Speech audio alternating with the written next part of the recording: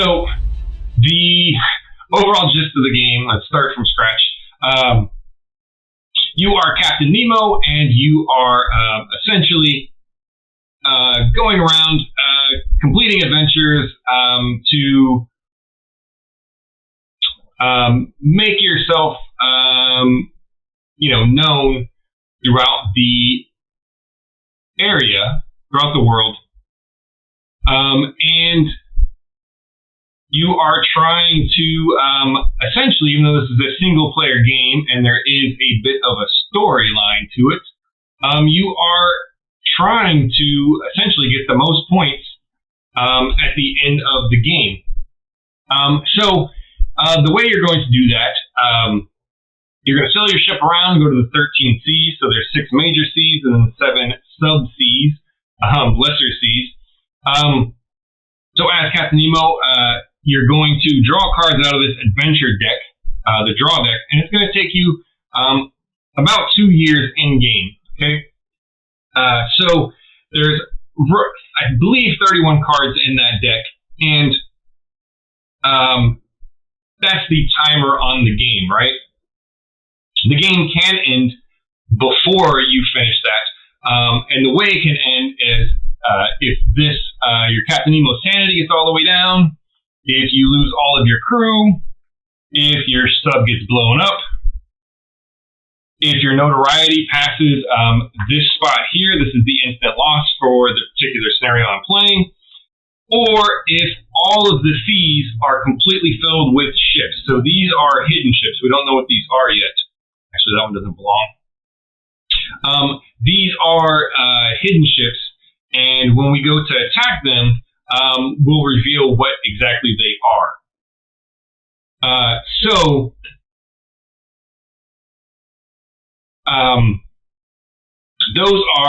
if these seas ever get filled up, that is another way that the game can end. So assuming we make it to the end and we get through this entire deck and we reach the finale card, we're going to go ahead and total up all of our points, and we get points all over the place. Okay, so over here you have the pass and the fail discard pile. So if you complete a check in here or out of the adventure deck over here, you can place the card into the pass discard pile. So there's different times when you'll use those cards. So you can pass the test and not use them right away. You can hold on to them, and some of them are only going to give you points if you don't use them. But essentially, anything that's here at the end of the game is going to give us points. Anything that's in here is not going to give us points. We're going to completely ignore it. The other way to get points are up here. Any treasures you collect from this little treasure bag, you're going to put those up here, and you're going to get points for everything that's up here. Over here in these different seas, anytime you sink a ship, you will put it into one of these spots. And if you fill up each one of these rows, then you're going to get the points that are up here. In addition, you are going to gain points based on the actual ships that you sink. So certain ships are going to be worth points, and certain ships are going to be worth negative points. Now, I'm playing with the Explorer Captain Nemo, and the Explorer Captain Nemo has this kind of spread of different point values. So for warships sunk, I'm going to get -1 point for each. Let's just throw that over here. Maybe you can see it a little better if it fits. Mostly fits. So if you take a look, I'm going to get -1, +0 for non-warships. For the adventure cards, I will get X. So that is +0. For the liberation, I will get +1 each. Actually, I'm actually messed up. So let's start from the bottom. Wonders, I will get a multiplier of 7 for each wonder. For the science discovered, I will get a multiplier of 4. And for liberation, I will get a multiplier of 3. And the treasure, I will just get +1 for each treasure. Let's go ahead and throw that back over here. You also will gain points from any of your crew you have left if you use these guys for emergency dice modifications. Then you will lose them. So you flip them over and you won't get the points for them. I think that's pretty much all the way you're going to get points. So on your turn, essentially it's pretty straightforward. On your turn, you're going to draw a card. You're going to resolve the card. So there's 3 types of cards, I think. There's test cards, there are play cards, and there are keep cards. So the test cards, you have to do it, and pass or fail, you're going to get some type of reward or punishment. Some of those you may be able to keep. The play cards, you are going to play them and you can't actually pass or fail them. They just happen. And again, you might keep those to use them later, or they might just do something and go right into the discard pile. And the last ones are, I forgot what the other one was.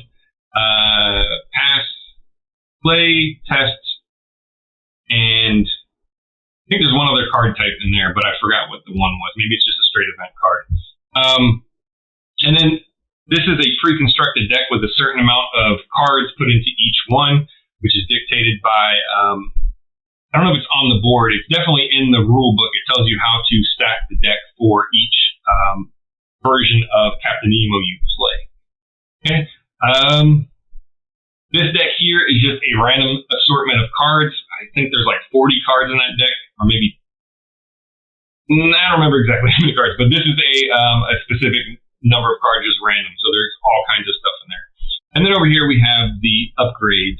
So throughout the game, you can gain upgrades to upgrade your Nautilus, and you are going to do that by ships that you sunk that you've collected as salvage instead of points. So those will come over here, and you'll be able to spend those ships to upgrade your boat, to upgrade your Nautilus. Once you upgrade, it will not refill. There are certain things in the game that will possibly refill this. But that's about it. Once these are all I'm going to be able to get throughout the game, unless a card tells me otherwise. Okay, so like I said, you're going to flip a card, resolve it.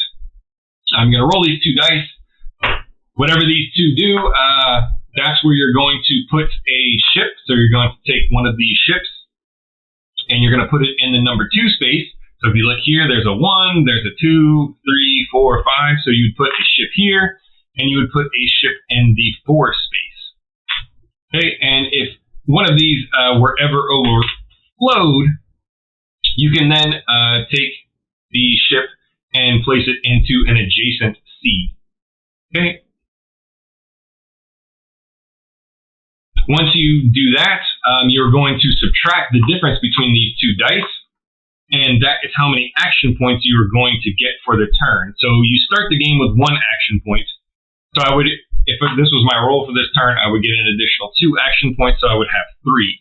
So the action points will carry over from round to round, so if I don't use them all, I can add more points to this, but I can never go above 5 unless the card out of there tells me that I can go above 5. And that is about it. The rest we'll kind of cover as we play. So let's go ahead and start. So right now we don't know where the Nautilus starts. The first card is going to tell us where the Nautilus actually begins. So we're going to start the game with Act 1. So this is the prologue. So it says to roll a die and place the Nautilus in the corresponding major ocean. Commence play with the next card. Roll only 2 white dice to begin each placement phase. So it says the facts relating to this apparition, entered in various logbooks, agreed in most respects as to the shape of the object or creature in question, the entire rapidity of its movements, its surprising power of locomotion, and the peculiar life with which it seemed endowed. If it was a whale, it surpassed in size all those hitherto classified in science. So we'll just throw this over here so you can see the card. That is the Act 1 starter card. So we're going to do what it says. We're going to roll a die. We are going to start the Nautilus over here in the 6th spot. So this card is going to go away, and we will roll right into the first card of the game. So we're going to go ahead and draw this. This is the arms shipment. Okay, so it says, Council, South America is arming itself, adding more demand to the growing world market for weapons. I would venture that Captain Nemo would find Gatling guns and crates of ammunition, a prize beyond measure. So this is a test card. It has a test of 10. And it says, pass, you get to do a thing, and fail, you get to do a thing. One thing I did forget to do is you start the Explore game with the Hydro Drive involved, which installed already. So it says each time you perform a move action, you can move the Nautilus up to 2 consecutive oceans. So normally when you move 1 space. But in this case, I can move up to 2 spaces on my action turn. So I do need to pay for this. It is 3. So at the beginning of the game, you can pay for it with different parts of your ship. So I'm going to pay 2 of the hull and 1 of the crew. And I'll go over what these numbers are as they come up. So let's go ahead and take the test on this. So if you look here, it says it is a test of 10. So I need to get 10 with the dice. And then if I pass, I'm going to keep this card. Fail. When played to, so when it has the little F or the P symbol on it, that's just denoting which pile it's going to go into. So if I keep it, it'll just stay out in front of me. When I play it, it'll go into the fail pile. And at the end of the game, it won't be counted. So let's just go ahead and read it. So keep this card. Fail. When played to place 1 uprising cube for free in every desired empty land space connected to the Nautilus ocean, or at game's end, it goes into the pass file if used. And then if I fail, I gain 1 in notoriety and gain a hit. So let's go ahead and roll. I need a 10. There are no warships in this area, so I don't have any negative dice modifiers. However, I do have some ways to manipulate the dice. So I need to get a 10. I can risk some crew because of this little symbol that's up here. There's a little C and the little H for hull. So I can risk crew or I can risk hull. So if I risk a crew, I'm going to get +3 to my modifier. So to risk it, you just move this little half circle over, and that's going to denote that you are risking that crew to get a modifier of +3. So let's go ahead and roll and see what I get, and hopefully I don't lose. So I rolled an 8. So my modifier gives me an 11. There's no negatives here, so I do pass this test. And because I passed, I did not lose the crew, so I'm going to gain those back. So you move it down to halfway to show that you're kind of betting it. And if you lose, you would go down 1. And if you don't lose, if you don't fail the test, you just go up 1. You go back to where it started. Okay. So I got my 11. So this card I get to keep, and I can use it to play some free uprisings later on. So we'll just go ahead and keep that out in front of us. And now we're going to roll to see where the ships come out. So I got a 6 and a 4. So when placing, you always place the lowest number first. So we'll go ahead and put a ship in the 4C, and we're going to put another ship in the 6C. Okay, and now I will subtract this, and I'll get 2 action points. So I have 3 action points in order to use this turn. So over here is a list of my actions and how they work. And over here is a list of the costs.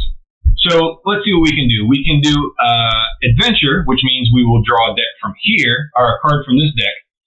And it's essentially a card just like this.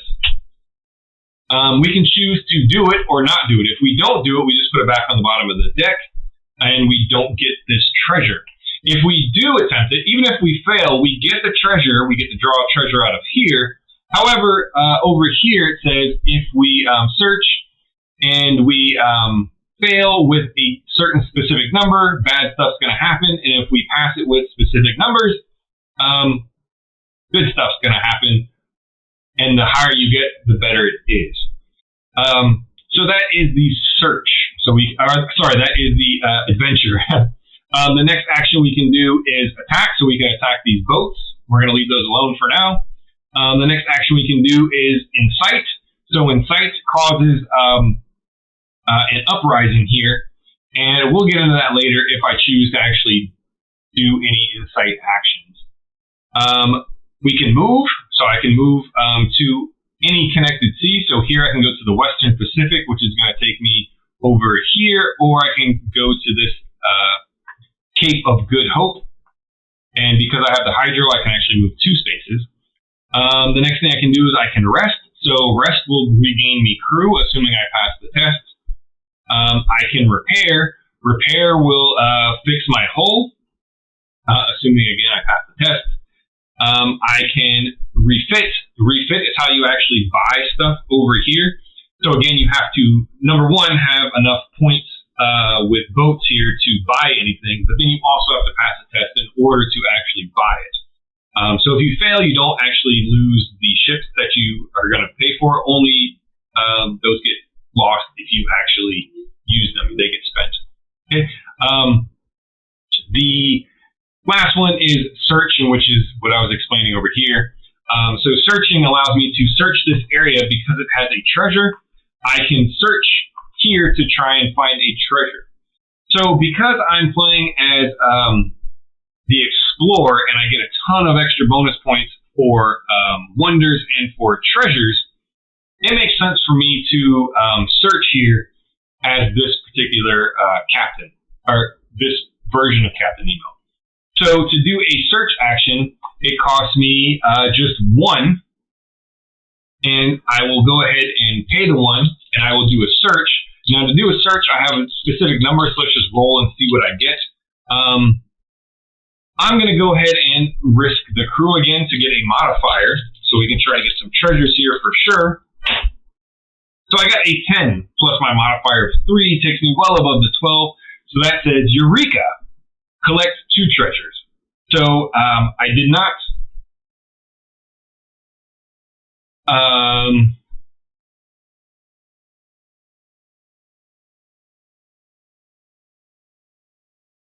okay. I did not lose my crew, so this is going to go back up.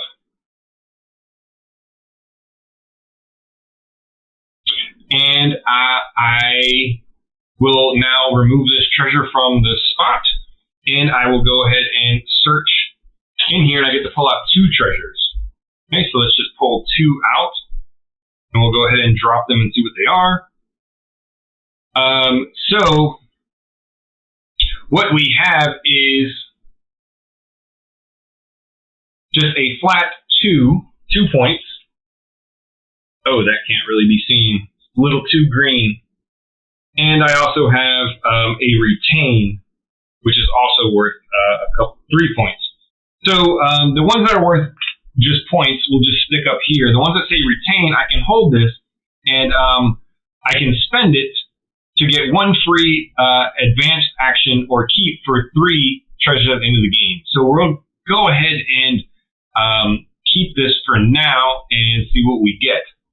So I've gone ahead and searched. The next thing I could do, I could move over here and do another search action. But this is a little bit like Pandemic, and you got to kind of control the board. So I think what I'm going to do first is I'm going to attack, and I'm going to do a bold attack. So the differences between the 2 different attacks, we have bold attack, and we have Stalk Attack. So a bold attack will allow me to attack multiple ships for 1 action point. A Stalk Attack will allow me to attack 1, but I won't get any notoriety if I fail, and I will get +1 modification. But we're going to go ahead and do a bold attack because we're going to try and go ahead and take both of these out. So the way we do this is we're going to grab 1 boat out of the bag here, and there right now are 2 different types of boats in here. There are merchant ships essentially, and there are some very low-level warships. So let's pull it out. So first off, we get a merchant ship. We get a freighter. So that is good because the freighter does not attack us. So we can go ahead and, this does not, a little bit too close to green, I guess, that gray. But as you can see, it's just a freighter, and it's got some notoriety we're going to get. It has a defense of 9, and this is what it's worth at the end of the game. So we're going to go ahead and attack the freighter. So the way attacking works, typically, you just need to roll and defeat the defense. If it is a warship, it's going to attack first. So I need a 9. That's a pretty big attack. So I think what I'm going to do here is I am going to, I have to pay for that. So let's go ahead and pay for that action. I'm going to risk, and it tells you over here, in order to attack, you can, actually it doesn't have the attack over here. Attacking, you can risk one of anything to attack. So we're going to go ahead and risk the crew again. So we get a +3 modifier, and let's go ahead and try to ram this boat and destroy it.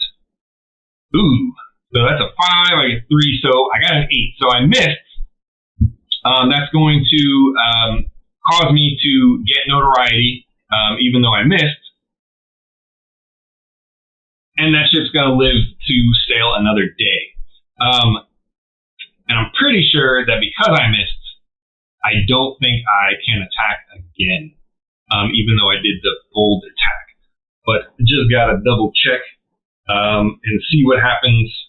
I'm pretty sure that's what happens if you miss. So combat.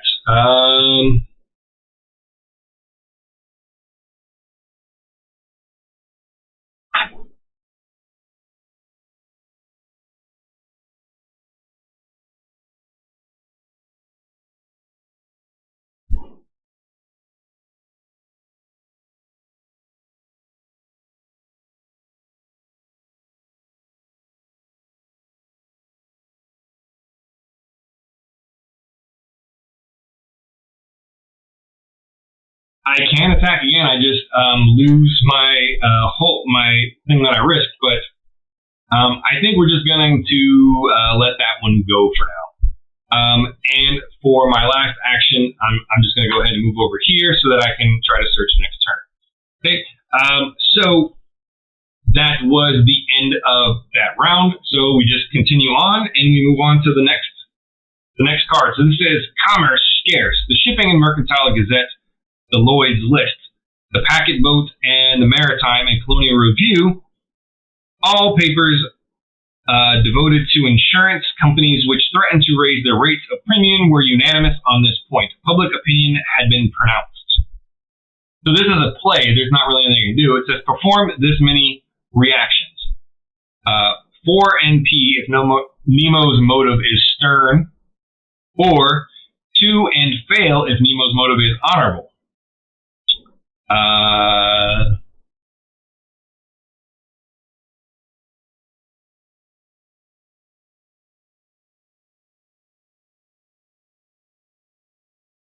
Okay, so I believe explore is actually considered honorable.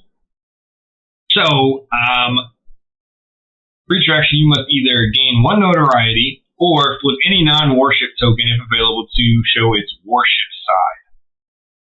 I think I'm just going to take the 2 notoriety and call it a day, rather than flipping that ship over. So this is going to go to the fail pile. So let's just go ahead and we'll put it up there so you can see it. We're going to take the 2 notoriety, and we're going to call that one done. So that one's a fail. We're going to go ahead and roll to figure out where the new boats are going to go. Ugh. So the 4 and the 3, so one of them's going to go, are we on 4 right now? I think we are. We are on number 4. So one goes here and one goes into the 3. And we only get 1 action point here, so that is not very good.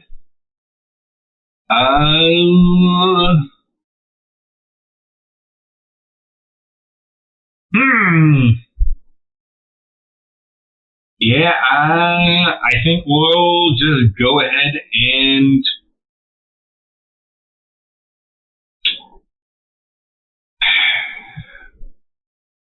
we're going to go ahead and do another bold attack here. We're going to pay for that because that is pretty full, so we're going to try and knock it out. So we've got a freighter with a defense of 8.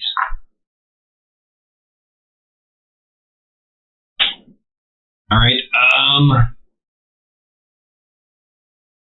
Yeah, we're gonna risk some crew again. So we're gonna get a +3 modifier. So I got an 8 naturally. So that is fine. I destroy it. I get my crew back. This ship gets destroyed. So this is gonna go in the South Atlantic, right? So if I destroy it and I put it here, I can keep attacking. If I choose to put it over here into salvage, that completely ends my attack action. So I'm going to go ahead and keep going and try to take out yet another boat. Let's see what we get. We have another merchant ship. This one's going to gain me 2 notoriety if I kill it. Oh, this one actually gains me 1 notoriety automatically.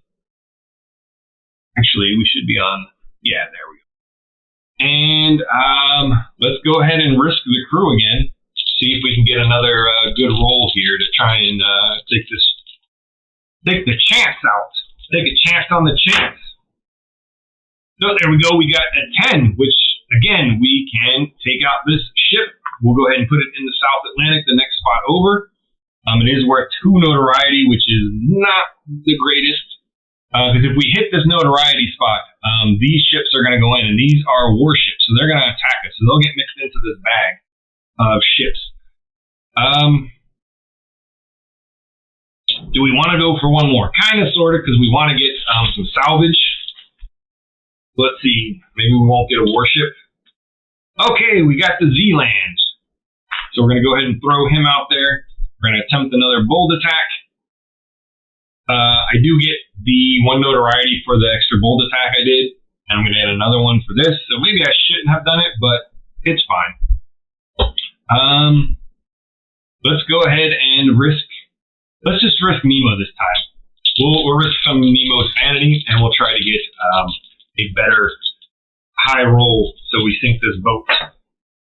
6, 7, 8.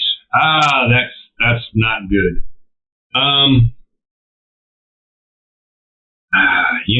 I think I'm just going to let it go, and we will take the notoriety, and we're just going to call that one done. We do lose some sanity here from notoriety, or from Nemo, which isn't great. But yeah, that was the end of that turn. So let's move on. Nemo's secret base. The map was marked Fire Caves near Nanomanga. A shattered reef above, Captain Nemo had materials stored in its undersea caves and a whirlwind of activity on a becalmed sea. The crew made ready to sail again. So this is a keeper card. It says when the Nautilus is in the South Pacific, which I am in the South Atlantic, you may play this card so that all rest, repair, and refit actions performed there this turn only cost 1 action point each, even if it's not a lull turn. So no matter what, this card is worthless points-wise, but it does get me something decent when I get to the South Pacific. So let's go ahead and, it does say South Pacific, yes. Let's go ahead and figure out where the ships are going to go. 2. So this is not great. So what happens here, this is called a lull turn. And in a lull turn, I get no actions, which is awesome. Unless I can scrounge them up from somewhere else, like maybe I could use this guy here to get an action. So it's not the greatest turn. However, all actions now are all the 2-point actions cost 1. So that's not terrible if I had any actions to use. So let's just go ahead and put the boats out. They're both going to go into the 2 spot. The one good thing that does happen is another treasure goes into the adventure deck. So now if I complete that if I choose to do the mission there, I'll actually get 2 treasures regardless of pass or fail. So yeah, let's go ahead and pull this card. We get to keep this. We'll just throw this out here in front. We may use it, we may not. I have no actions this turn because it's a lull turn. I think it probably makes sense to turn this one in, and I get free adventure action, advanced action. So I think we're just going to toss this one and get the advanced action. So let's just take this one off to the side. We'll throw it over here, out of view, out of sight, out of mind. So we get to do an adventure. So to do an adventure, we are going to draw a card from that adventure deck and figure out what to do with it. Okay. So if I choose it, I'll get these 2 treasures. Let's see. This is a keep card. Admirals Yi and Nelson. The crew enlisted a tailless Manx, Admiral Yi, and Lord Nelson, a friendly Jack Terrier. They kept at bay the rats inhabiting the ship's crevasses, and so they roamed freely. For their duties, they were much respected among the crew. So if I play this, I gain 1 action point. And this is actually going to be worth 2 points, or it's going to be worth these 2 points at the end of the game, because no matter what, it's going to go into my my pass file, or my pass discard file. So let's go ahead and dig for our 2 treasures. So we're going to toss these back over here. We're going to grab 2 treasures out of the bag. So we got 2 treasures.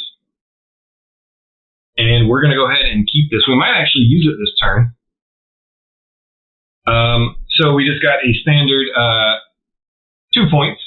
We're going to toss that up here. And then we got one of these guys, which is really helpful because it could get our Nemo back up if he gets too low. So I think we're going to go ahead and hold on to this one. We're not going to use it yet. We'll just keep it. We will use this card, though, to get the free action because of this lull turn. Let's just go ahead and do that. So we'll go ahead and play this. So we gain 1 action point. We can search for treasure here because there is a treasure. So I think that's what we're going to do. We're going to go ahead and do a search action. So we're going to go ahead and use that. We're going to risk some crew again, and we're going to do a search to hopefully get better than a 7 or 8. So we got a 10 plus the 3 crew, so we got a 12, which is great. That means we get 2 more treasures. So let's go back into the treasure bag and pull out 2 more treasures. So what do we get? We got a 1-pointer. And we got another keeper to get a free move. So we'll just keep that up here. What's also in this bag are wonders. And if you look, our wonders, if you remember back to the beginning, are ×7 multipliers. So if we can find some wonders out of here, we can get some really big points.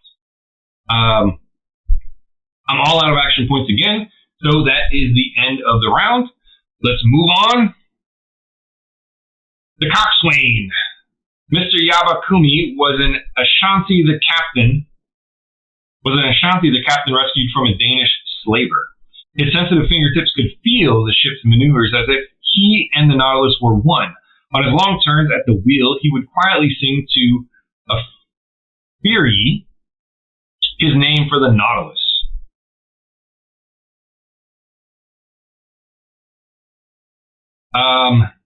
This is a keeper, so we don't have to do anything with it. We just hold on to it. We sacrifice. This goes into the fail.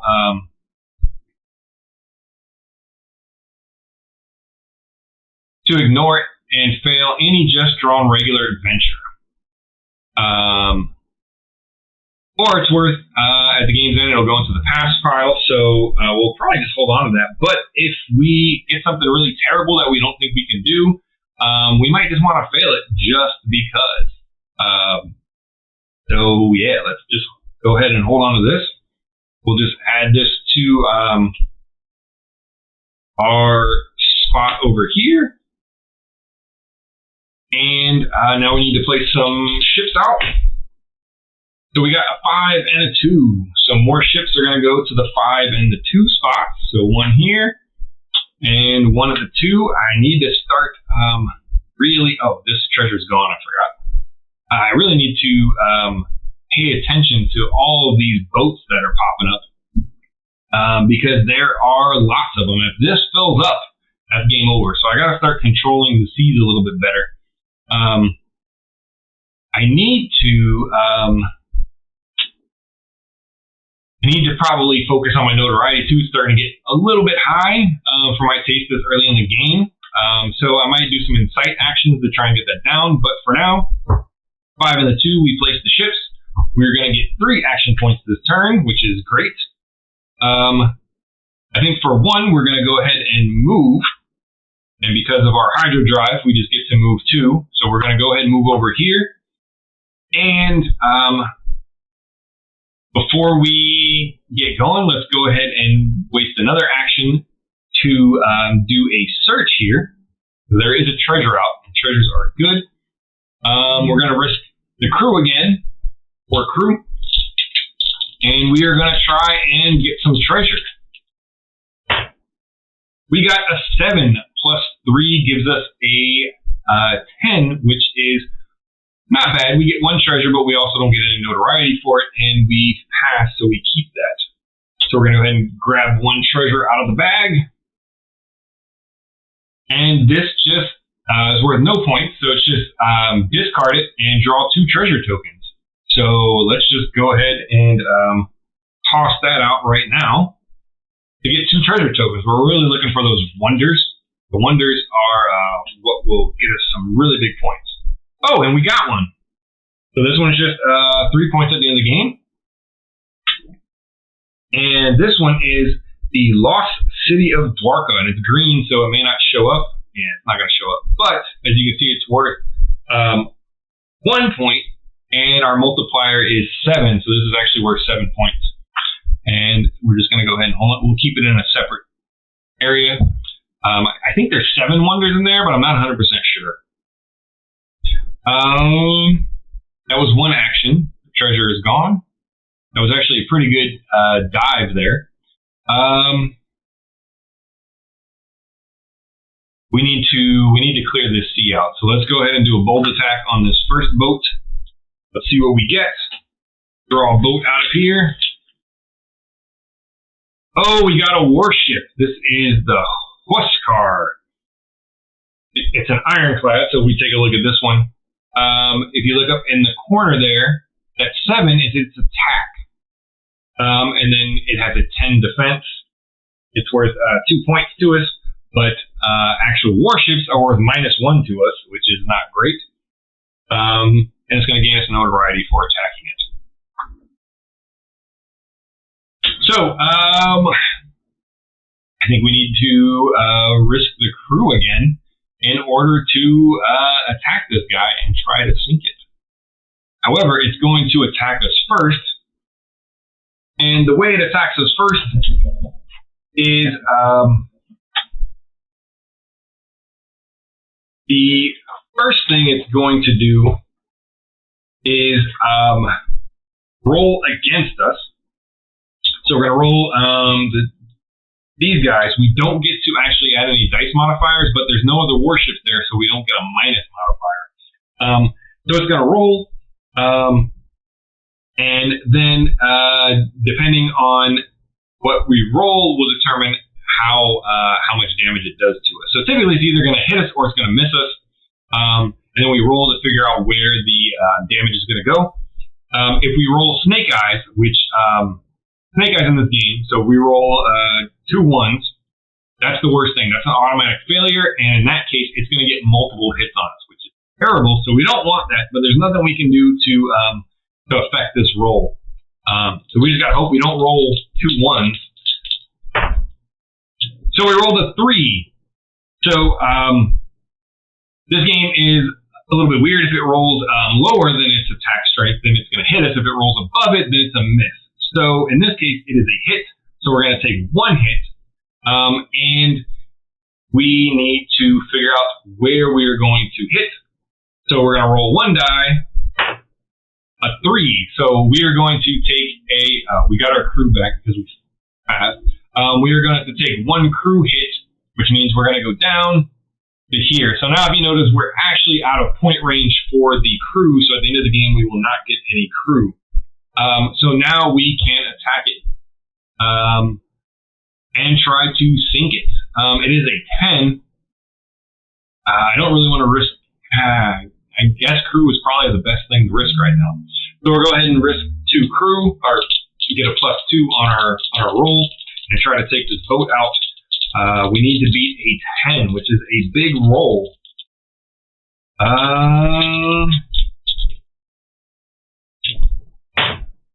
We got a 5 plus the 2 is a 7. So that was pretty terrible.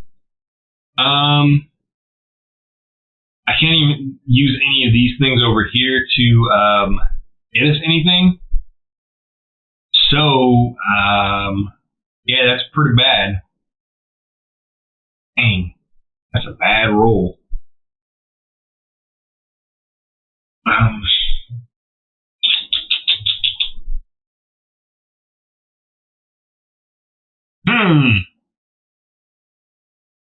Well, if we get to the South Pacific, we can repair for 1 action, or refit, or rest. But it doesn't matter. We lose this, we gain a notoriety because we missed, and they go ahead to talk about us. So now if we attack again, we can attack the next boat. If we attack the next boat, we're going to automatically get a minus. So I think we're gonna ignore that. I don't think we're gonna attack it. This is no good. I need to get some crew back. So I'm gonna go ahead and spend my last point to move. I'm gonna move 2, so I can move directly to here. That would get me to the South Pacific, to where I could then turn this car in. This card, and I could rest for free to hopefully get some more crew back. So let's go ahead and do that. Let's just move to the South Pacific, and we will plan on the next turn. Now that we're in the South Pacific, to use Nemo's secret base. So we're going to plan to use that on our next turn, assuming it goes not terribly bad for us. Let's go ahead and take a look at the next card. Let's back in our collection here. The Coral Realm. This is a test card. Have any of these event cards needed me to put any of those into play? No, they have not. Okay. So this is pretty good. If we pass the test, we're just going to get 2 crew automatically. If we fail, we're going to lose some crew. So, Captain Nemo and his men had come to bury their companion in this communal resting place on the inaccessible ocean floor. So we need a 10 on the pass. We can risk crew to possibly gain crew. So we can swing big here and try to, we'll risk to get a +2. We need a 10, and then if we get it back, we'll get 2 crew back. Otherwise, we're going to go down 1. But we plan the rest of this turn anyway. So we're going to go ahead and risk it. Why not? We have to. Either way, we're going to fail. Either way, we have to attempt the thing, so we might as well risk the crew. And hopefully we make it. 5. So we lose the crew, and then we failed, so we lose another crew. This is a horrible turn. This game might end pretty quick. I would have had camera problems longer than I actually played. So this goes into the fail. Doesn't matter, it was worth 0 points to this anyway. Let's roll to see where the boats are going. That's the best roll we could have possibly gotten. We got a 6 and a 1. So that gives us 5 action points. Let's go ahead and mark that. 6 and a 1. So one's going to go here, and another boat's going to go back over here. The seas are starting to get a little overrun with ships, so we really need to do something about that. I need to get some crew back. So I'm going to go ahead and use this now. It says when the Nautilus is in the South Pacific, you may put this in the pass file so that all rest, repair, and actions performed there this turn cost only 1 action point. Yeah, so we're going to go ahead and play this. And we're going to spend 1 action point to rest.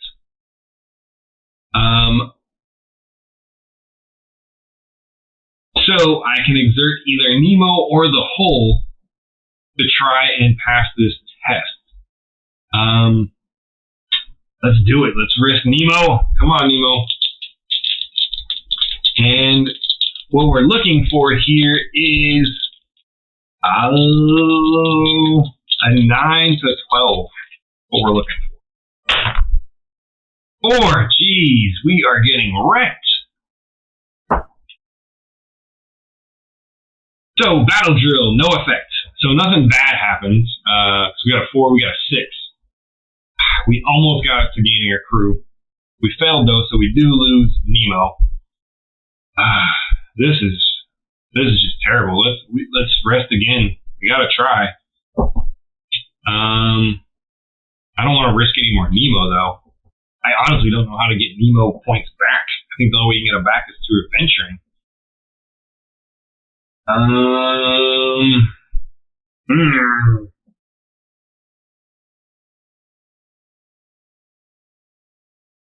Yeah, that's probably the best course. I'm just double checking because I don't think there's any way to get Nemo back other than points in the game, like getting specific actions that give it back. I don't think there's any way to get Nemo's sanity back. Ugh. This is pretty bad. So I guess I'm gonna risk Hull to try and do something. Oh, I can. I do have this treasure that allows me to do it.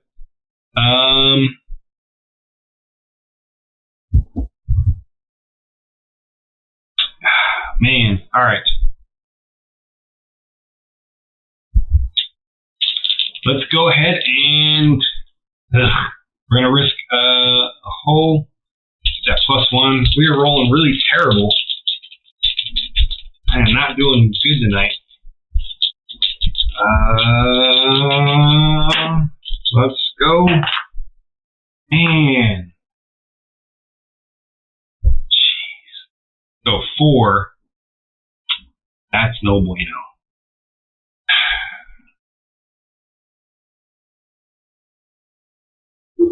What do I even do here?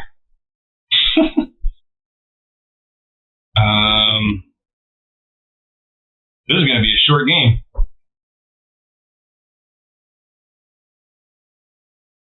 Man.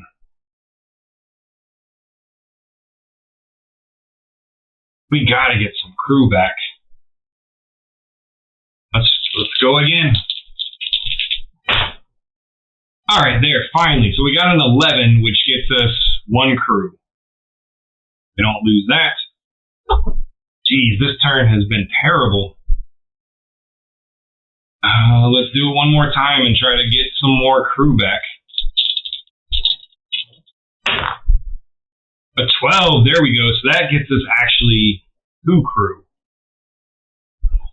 All right, that's feeling a little bit better.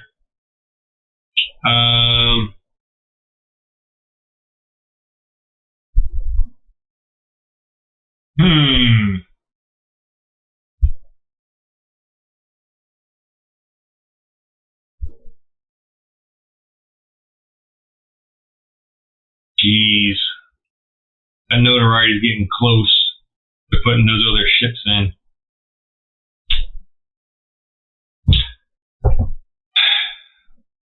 Let's go one more time for the crew and see if we can boost our crew all the way up so we can start getting +3 modifiers again. 5. +1 is a 6. Nope, nothing. We just lose some hull. Ugh. All right, that was a sloppy, terrible turn. All right, but that does end it. So let's move on. The first officer. So this is a keeper card. Mr. Rojas was a formidable Spanish Indian woman. Mr. Rojas was a formidable Spanish Indian woman. Her surprising height and strength were comparable to Ned's. Her eyes saw everything, yielded nothing, and her voice was a hoarse whisper when she spoke and a boom when shouting commands. Okay, so if we put this in the fail pile, we immediately gain 2 random repairs. That's not bad. I roll for 2 hits, but instead increase the indicated resources. So that's actually pretty good. At the game's end, if this is in the pass file, so if we don't sacrifice the first officer and we have this card, it'll be worth 1 point times 7. So this is a 7-point card. However, it will get us lots of repairs, which we kind of need. But we'll hold on to it for now. Go ahead and roll to figure out. Let me go ahead and put it there so you can see it.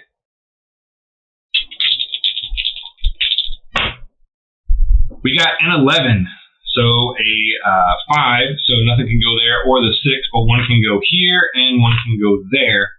This area is getting very bad. I need to get over there and clean it up. I only get 1 action point this turn, so that is not very good. Let's see, how far does 2 get us? To the Indian Ocean. So we can take this and get back to the Indian Ocean. Not the greatest move. We need to get to the North Atlantic. I guess going to the Indian Ocean isn't terrible. Let's just spend the 1 action point and we'll go.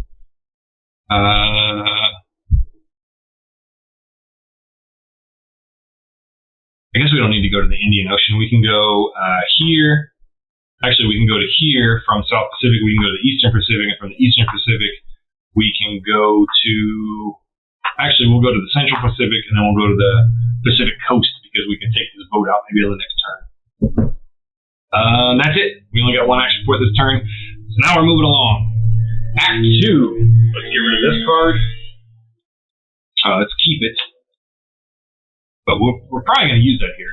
So we're at Act 2. This is the first intermission. So now these boats are going to get added in. These are stronger warships. So it's Act 2. I was admiring the magnificent aspect of the ocean when Captain Nemo appeared. He did not seem to be aware of my presence and began a series of astronomical observations. Then, when he had finished, he went and leant on the cage of the watchlight and gazed abstractedly on the ocean. So it says, add the dark yellow reinforcement ships. So these guys are going to go into this this ship bag here. Mix those up so we don't grab them right off the top.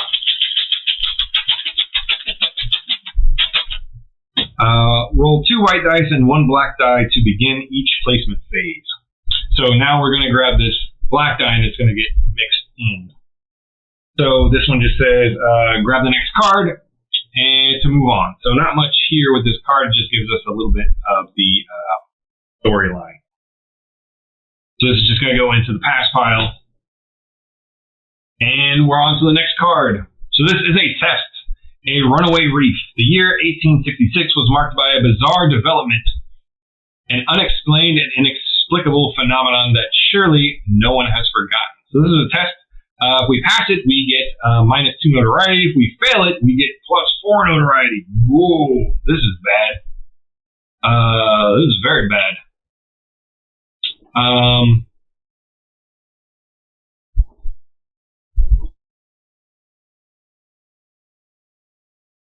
Oh, there. Hey, Steven. Sorry, my chat window was hidden. So I don't know how long ago you said hello, but I see it now. Sorry about that. So we can risk Nemo here to pass this test, and I think we're going to, so we get a +2.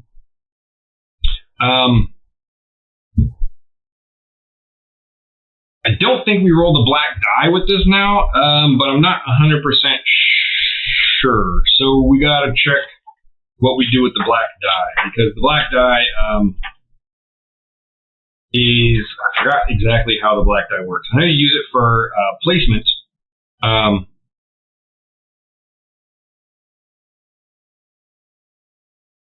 But I don't know exactly what it does otherwise.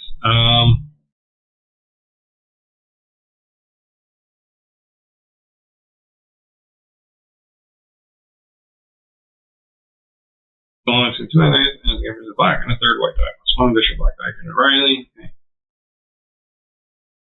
Regardless of which to recycle, include all the black dice if it is not a whole turn, and the oceans correspond. Multiple places.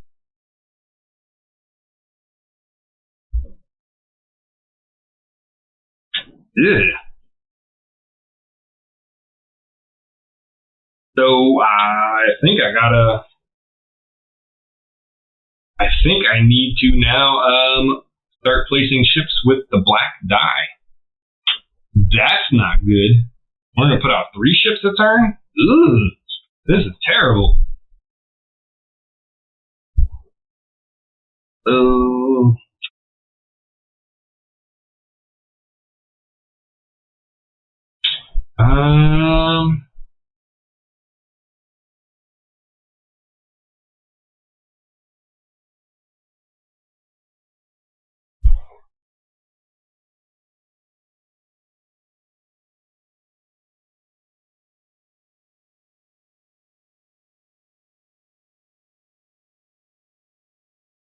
Yeah, that's bad.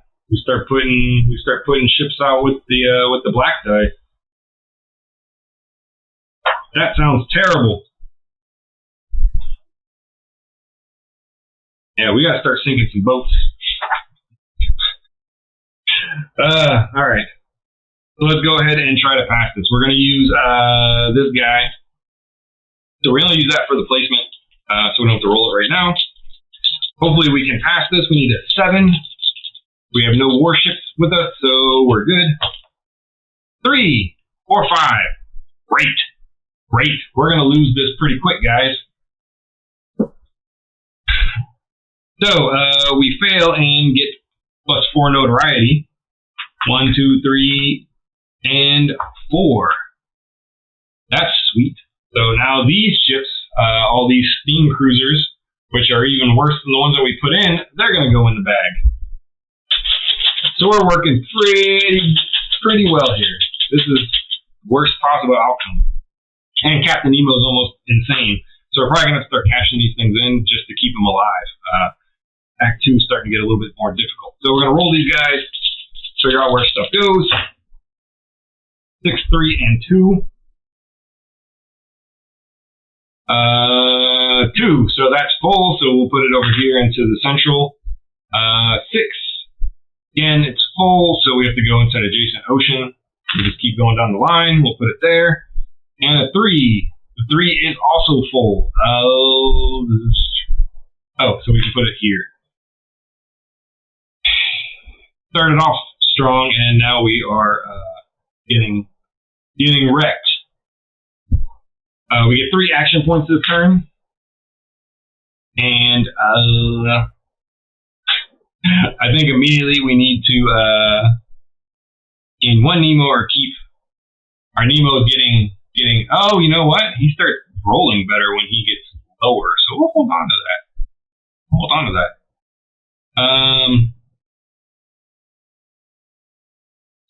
We can get 2 random repairs if we do this.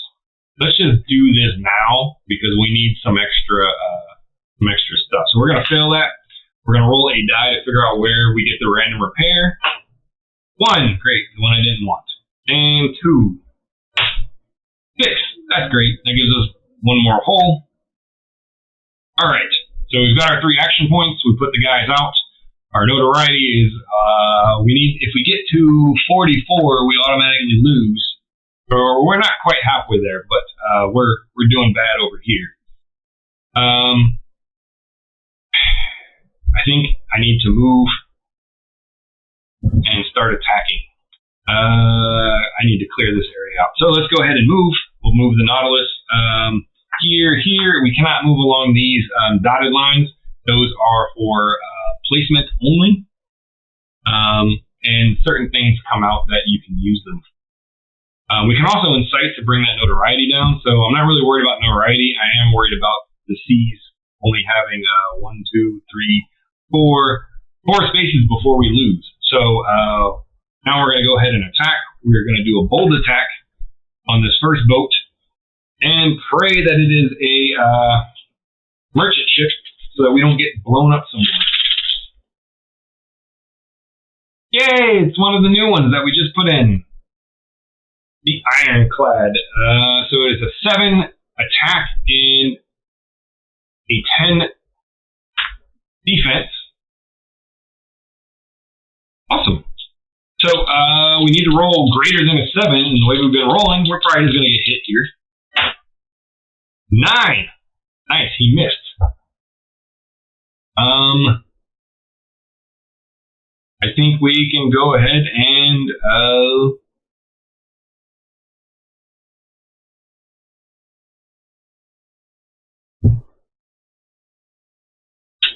we're going to risk some more crew. Crew, man your battle stations. We're going to go ahead and attempt to take out this ironclad boat. We need a 10. We get a +2. I have nothing else to help me. 4. Awesome. We're doing so well. So a 4 means we miss. So we lose our crew. We gain a notoriety.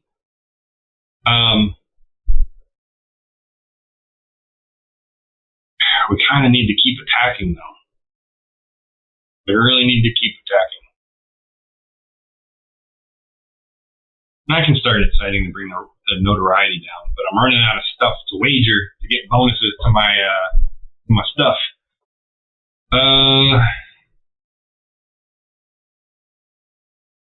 And I'm pretty sure if I attack the next one, I'm going to get a -1 because that is a warship. Let's see.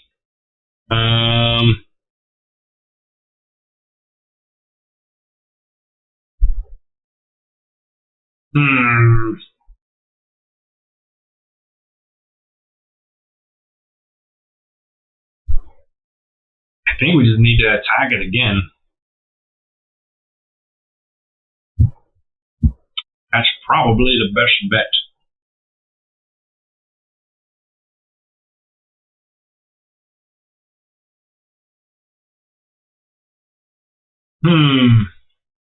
Pretty sure I can just attack that same boat again. Pretty sure.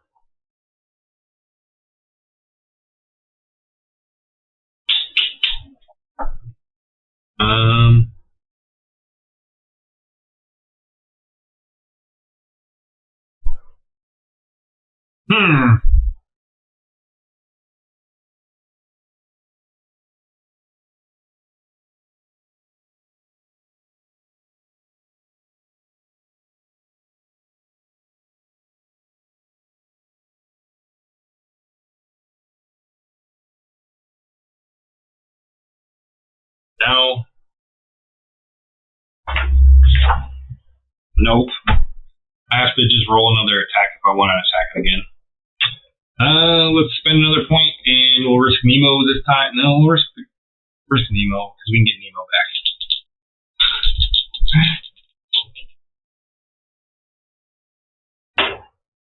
8, 9, 10. Yay, so we kill it.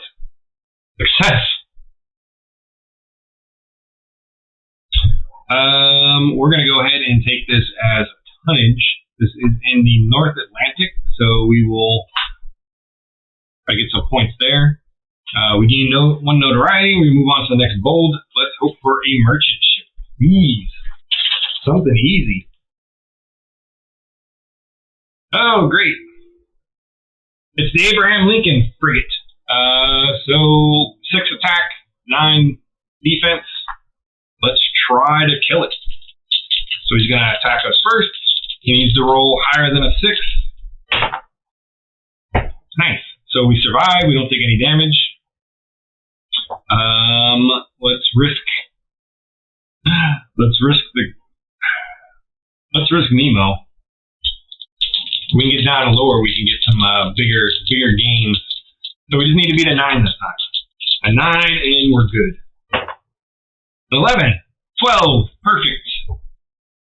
13. So that one is dead in the North Atlantic. Oh, this last ship actually gave us notoriety, and then we got a notoriety for attacking here. So that's good.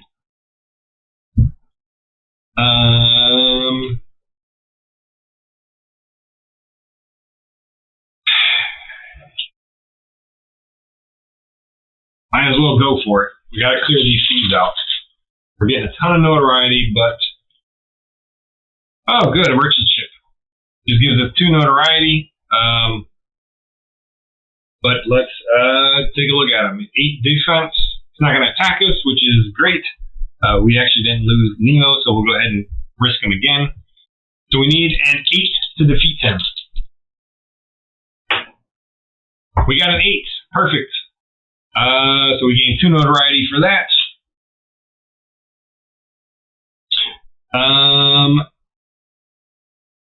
Do we have anything good over here? Receive +1 damage for all Nautilus and Orpheus. Oh, so if we get 4, that would give us +1 automatically.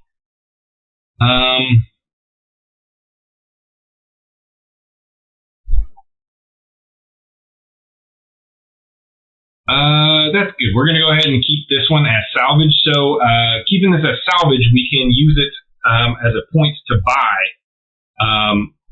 So over here we have the point value, like how much it costs. So this one here is 4. So if we get 4 ships up here, we can go ahead and cash those in by doing an action for that. But that ends our turn because once you salvage a ship, that's it. So that was the end of that turn. I don't know how we're gonna clear this up. This is bad. Next adventure card, the War Office Act. The British government declared a secret war against the Nautilus. No matter their troubles in Ireland, Britannia still ruled the waves and would not watch the sunset on its empire. The gauntlet was thrown.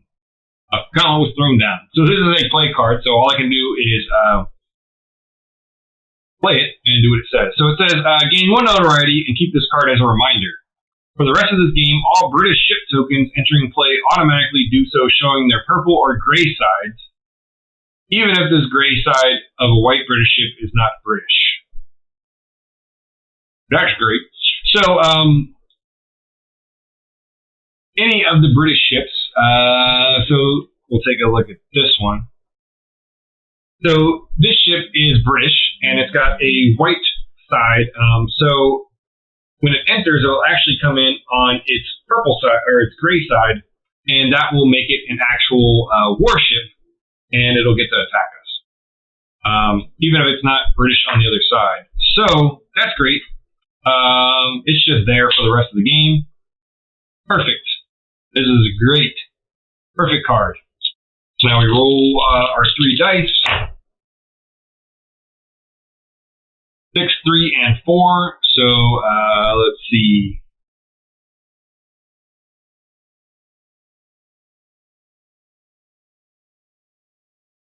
Put 1 in the 4. Right, we start with the 3. So we put 1 in the 3 spot. Then we put 1 in the 4 spot. And then we need to put 1 in the 1 in the 6 spot. However, the 6 spot is completely filled up. This goes to the Western Pacific, so I can put 1 over here. All that worked, and we're right back to where we started. I get 3 action points this turn. Yeah, this is good.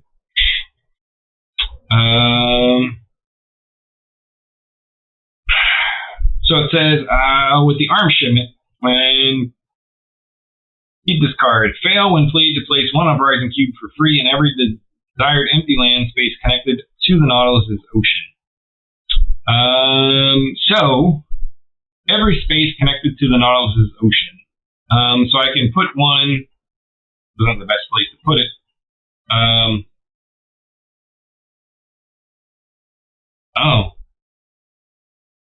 So I can use it, and I could place out 1, 2, 3, 4, 5. It says 6, 7. I could put out 7 to reduce the notoriety. It is a test, though. Oh no, I already passed it.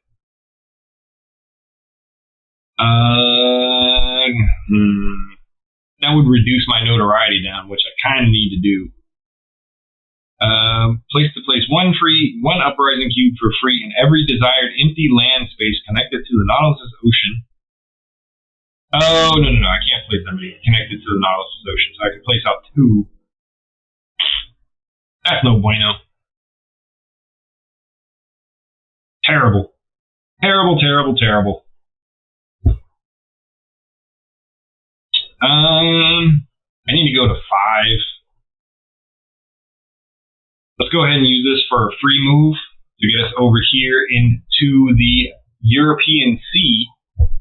And let's start attacking, I guess.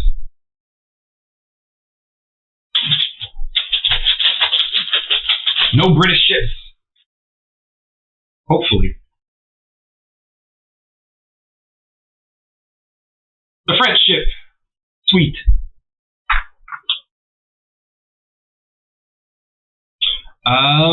It is going to attack us for. Let's see, we gotta beat a 6. Oh, I did not lose. Back up. 8. Swing and a miss. Perfect. A 10 to take it out. Go ahead and risk Nemo. Oh, and I used the action to attack. So we need a 10. We got a 10. Perfect. This guy's dead. We gain a notoriety for killing it. And for being a bold, we also get another notoriety.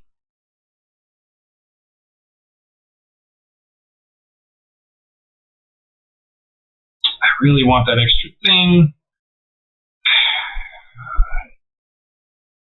That'll end my turn. Let's just put it in here. Let's go after the next one.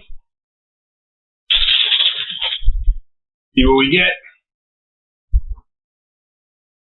A sea serpent. What the crap? This is terrible. Terrible.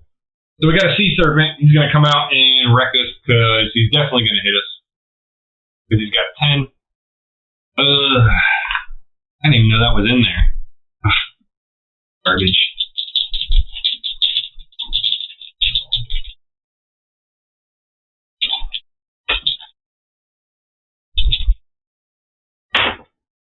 A 5. So yeah, he hits us. So let's pass.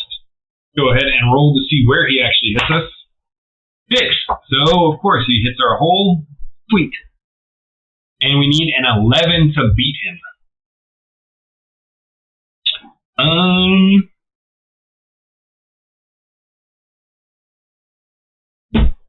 Yeah. I have nothing.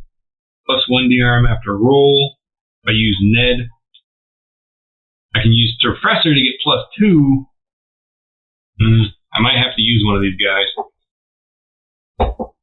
Let's risk Nemo. We need an 11.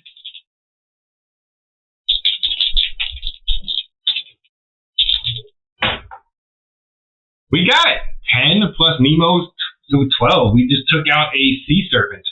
Now, I'm guessing that this goes into. It's got ships, so I guess it goes into tonnage. So it's going to go here into the eastern seas. You'd think that'd be a wonder, but no, I guess not.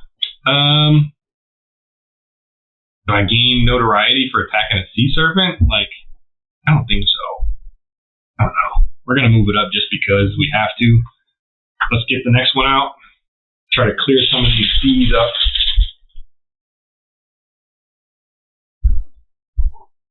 Oh, it's a British ship. Sweet. So it's going to come in on its flipped side.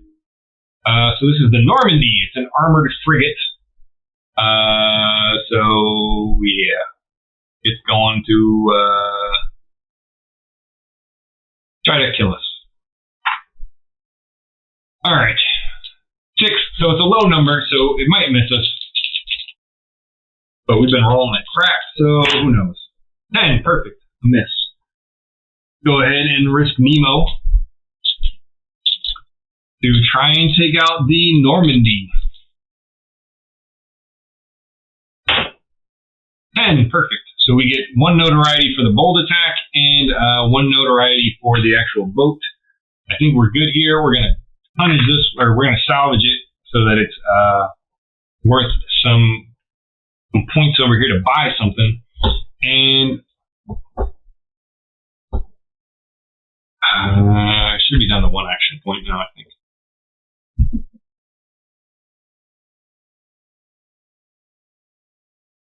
Am I? Did I think I put it down. No, I only used 1 action for that. I'm at 2 still.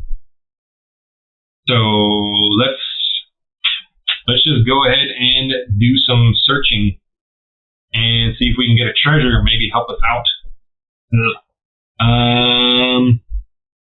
Let's see. Any 1 ship resource. I kind of want to get Nemo down there so he starts getting better bonuses.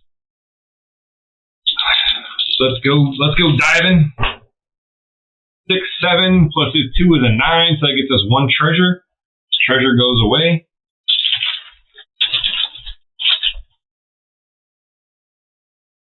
Oh, wrong. Wrong bag. We need the treasure bag. Just a flat 4. Not what I was looking for. Hoping to get some kind of bonus thing. But we didn't lose Nemo, so that's good. Let's get the bold action out of here.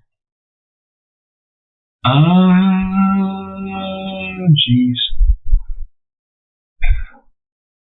This is all pretty bad.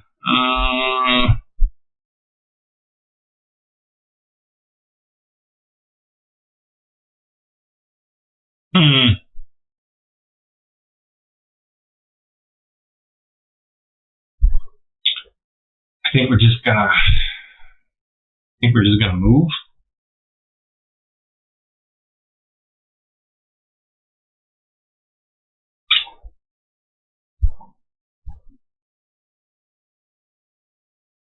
I think I messed up on that lull turn a few turns back. I think in the lull turn I was supposed to put treasures out on the map, and I missed it. But too late. I did put it on the adventure file, so that's good. Maybe we'll get another lull turn. I'm pretty sure I missed putting it out. I guess we need to go down here and try to take that. The rest of the game. Okay, so it's not going to affect this. Oh, I can't actually go down there. That's lame. I have to go back this way and then down. All right, let's just go. Yeah, we'll go down here. And that was the end of that great turn. I guess it was better than the previous turn. Let's see. At full steam, the Abraham Lincoln's speed increased. Its mast trembled down to their blocks, and swirls of smoke could barely squeeze through the narrow funnels. Keep. After sinking warship in the North or South Atlantic, I'm in the South Atlantic, great. It goes into the pass file, game's end. If I don't actually use it, it's failed. So we'll just throw that there. Let's do some boat placements.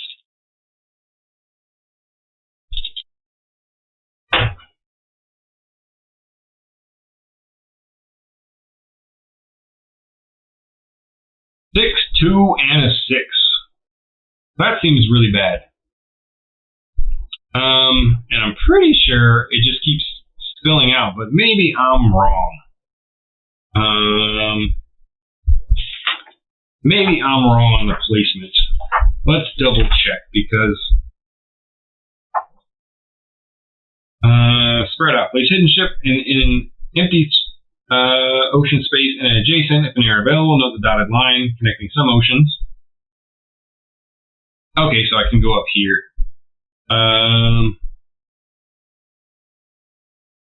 Alright, well, 2 are going into the 6 space, so they can't, so they're going to go up here into the 5. That's great. And then 1 in the 2. Where is the 2? The 2 is here. It's going to go, let's put it here. That's great. We get 4 points, 4 action points, so that's not terrible. That's not a bad turn.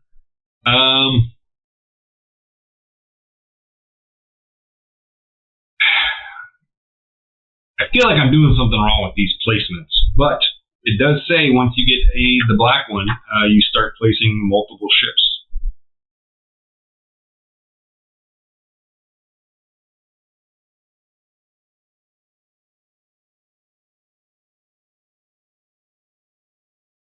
Yep. I really wish I could get a little turn because I know I could ignore the black one, but I can't. So that's it. Here we need to sink some boats. However, we have a ton of notoriety. I think we're going to go ahead and turn this one in and get a bunch of notoriety taken off of us. So I'm not going to get the points for this, but I am going to get to put out 3 notoriety cubes.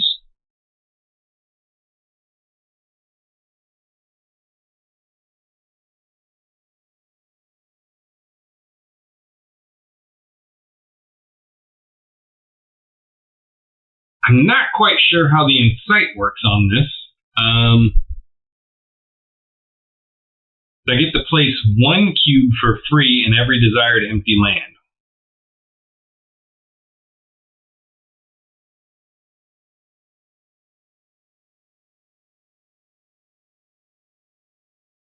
But what version of insight do I get? I'm assuming I just get the... But I get the -2 or I get the -1? I don't know.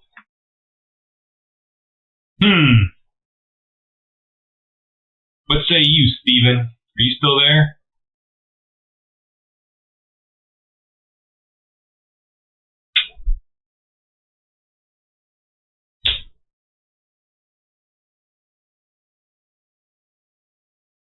I'm not quite sure how that card works out.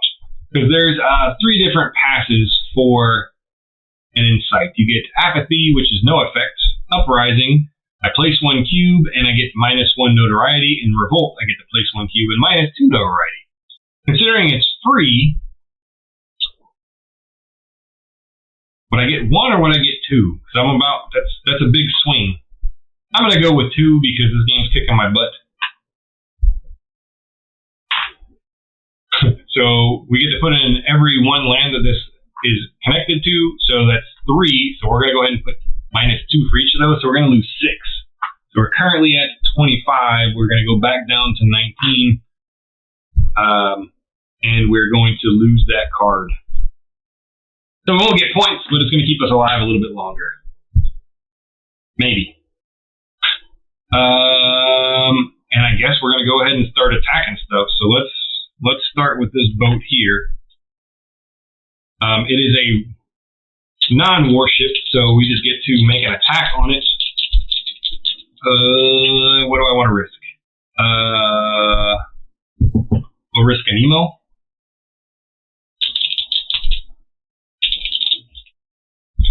It's a 9, so I just need a natural 7.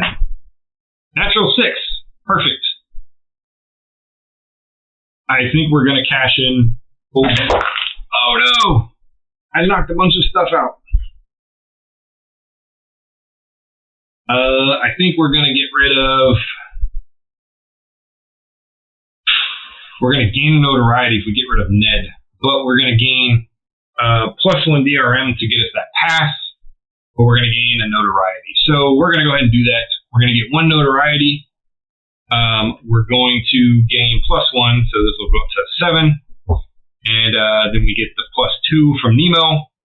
That gives us a 9. We get a notoriety for the boat. And if we sink this, we actually get to put this into the pass file, so it's worth some points at the end. Where are we? We're in the South Atlantic. Let's go ahead and drop a boat here and move on to the next one. Let's try to take out another boat.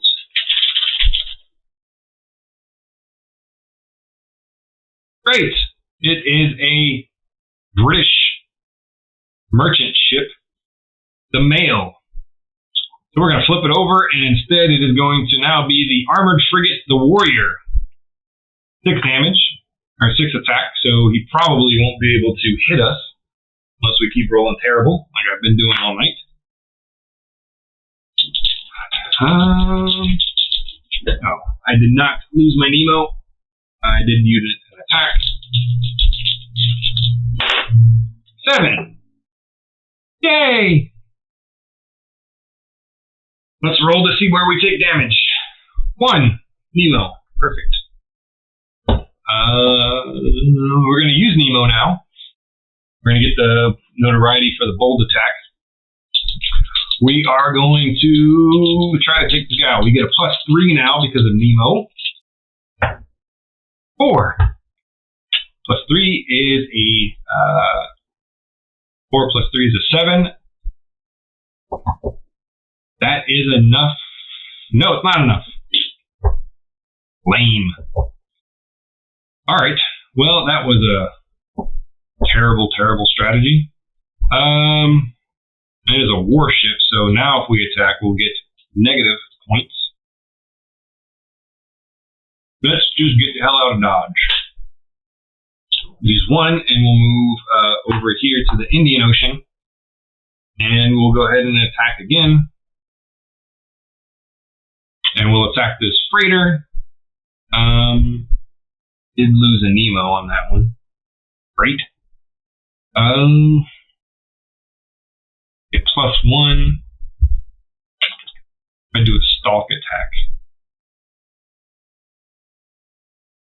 I really need to burn through these boats. 9. Risk some crew. Get a +2.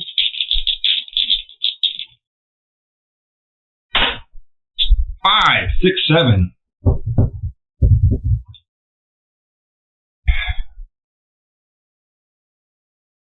This is going really poorly for us. All right, Professor, you're out of here. So the Professor gives us +2. We're going to lose a bunch of points for him, and we're going to gain a notoriety, but we won't fail, so we'll get our guy back. We will kill this boat, which, man, we are doing bad.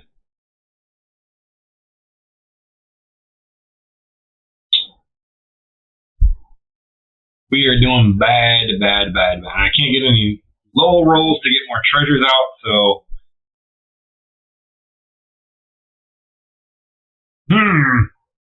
Where do I want to put them?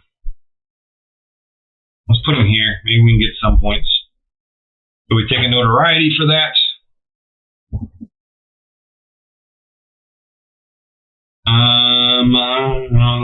Let's try to take out another boat.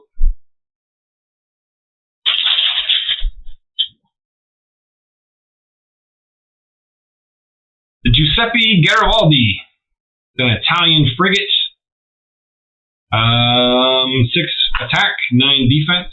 So let's see if he actually hurts us. An 8, of course he does. I roll high for them and low for me. Perfect. 6. So he's hitting my hole. Awesome. Awesome.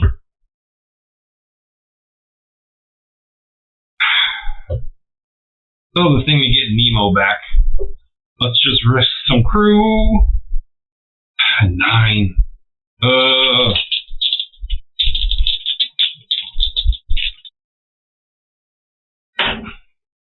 6, 7, 8. I should have done a Nemo. Oh no, wait, 7. 8, 9. I'm already defeating myself. Alright, so he's dead. I gain a notoriety for the bold attack, but he is dead. I am going to end it and put it up here. And maybe on my next turn, I can get something from here. Plus DRM for all non-torpedo attacks. Gain 1 in additional DRM when exerting your whole resource. Plus DRM to all test dice resulting from actions that you spent 2 action points to perform. Also, after playing a keep card at a specified ocean, place 1 gemstone on the adventure deck. Kind of those are really helpful. We have 1 action left. This takes me to the Western Pacific. Sounds like a plan. Set up there. Next turn, maybe we can go get some treasures. The Grecian Archipelago. This is a play card, so I can't do anything with it. Prudence bids us profit by the first opportunity to leave the Nautilus. The occasion must be serious, and our first attempt must succeed. If it fails, we shall never find another, and Captain Nemo will never forgive us. This is a play card. It says, +1 notoriety. Immediately make an unmodified warship attack dice roll versus the Nautilus and suffer any damage that might occur. If you suffer 0 or 1 hit, pass. If you suffer 2 or more hits, fail, but rest, repair, and refit actions only cost 1 this turn. It's great. That's just perfect. Meaning to make an unmodified warship attack of 8. Suffer any damage that might occur. So an 8, if it misses, great. If it hits, we're pretty much dead. Oh, I did pass that.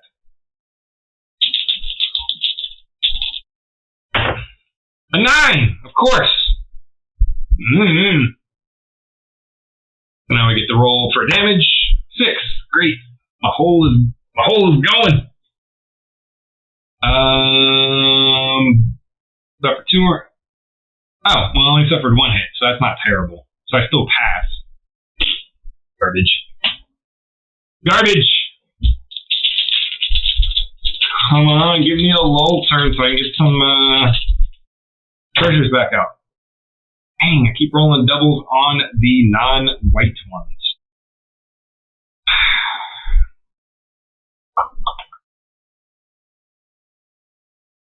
Alright, so 2, we have to put 1 here.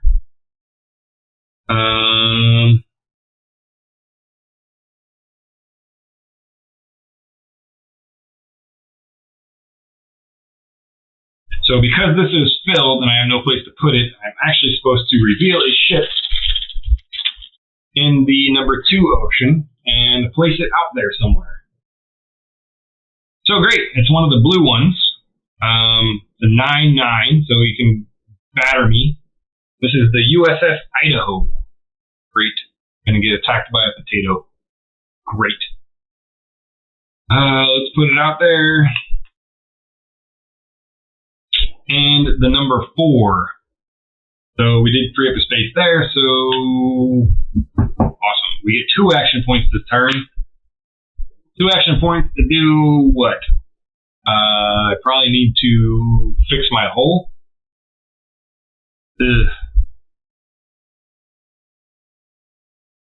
I'm gonna get rid of this thing to get a plus Nemo. Try to keep it slightly more alive. And then I will if I repair this turn, that's going to take all of my actions.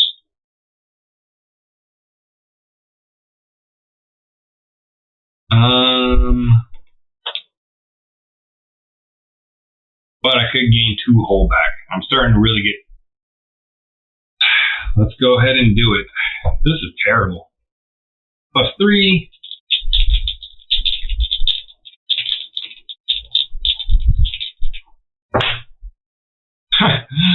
Up 3. Oh, I got 6. 6 is a fail. Repair. No effect. Big turn. I think the writing's on the wall in this game. I think we are going down hard. Very hard. Where are we at? The Red Sea. Another play card. The Greek and Latin historians do not speak favorably of the Red Sea. It is, he pretends, a sea subject to fearful hurricanes strewn within hospitable islands, and which offers nothing good either on its surface or in its depth. Play. So either put this on the play pile, or you may take up to 2 discarded ship tokens, if available, and place them in empty salvage point boxes, if available, and then fail. Well, I don't have any discarded ship tokens because I haven't bought anything yet. So this is just going to go into the pass. That's not terrible. At least we get something. We get some points, assuming we make it. Looks like we're about halfway through the deck, but I don't think we're going to make it. This is not going to be a good voyage for us. Oh! That is terrible.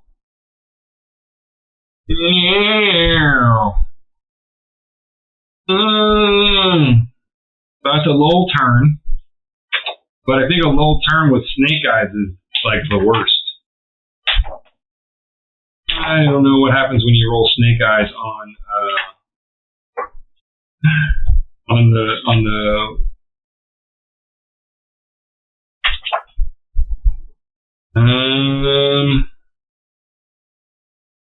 maybe nothing bad happens. Isn't there show the same result you roll select? It is a lull turn.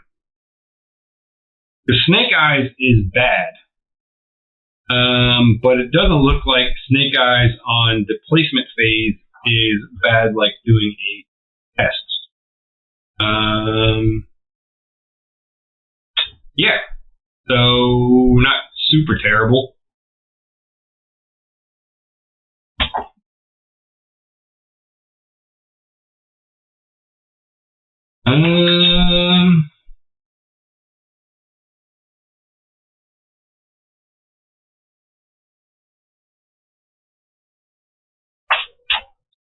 All right, so we've got another lull turn. Nothing bad happens with all of these. I can't ignore this black one now because it's a lull turn. So I only have to put out 2 boats. However, both boats need to go into one. They cannot. They're going to go into the Indian Ocean because that is the only place that they can legally go. Place 1 treasure on top of the adventure deck, which we haven't done because no treasures have been there.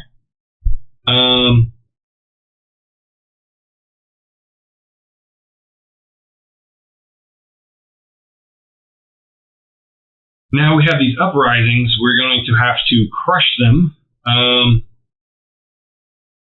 I get no action points. Well, that's great.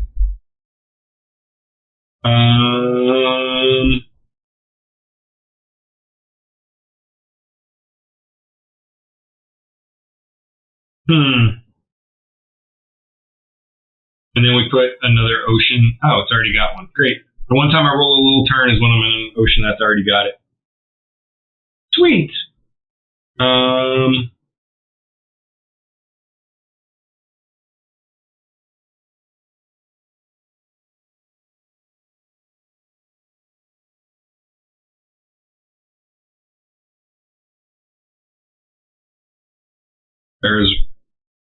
Alright, so here's how we do an uprising, because I've never had to do it before. It says, at the end of the placement phase of a lull turn, for each ocean that has a land space with an uprising cube connected to it, check to see if the Imperialist powers are busy crushing an uprising there. So they are going to crush an uprising here in the South Atlantic. Add the number of uprising cubes, 3, and every revealed ship token, 1, and roll 1d6. Let's see what happens. We got a 6. Awesome. The result is greater than or equal to the sum the Imperialist powers ever fail, and there is no effect. Awesome. So what would happen if we failed on this one? Abandon your support and remove 1 uprising from land space connected to that ocean, returning it to the stock. Press your support and immediately gain notoriety equal to the just rolled result. Blech. That's no good. So luckily they failed. But we got no action points. And I have no way to get any action points. I mean, I could get rid of the first officer, but that's not great. That would give me 3 action points. I could get rid of the chief engineer for 2 action points.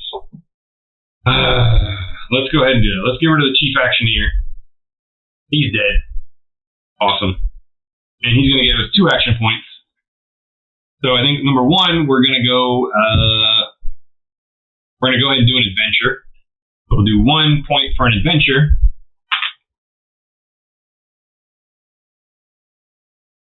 This is a play card, Holy Margarine. Napoleon III offered a prize for a butter substitute, but it proved unpopular and was thus fobbed off on their navy.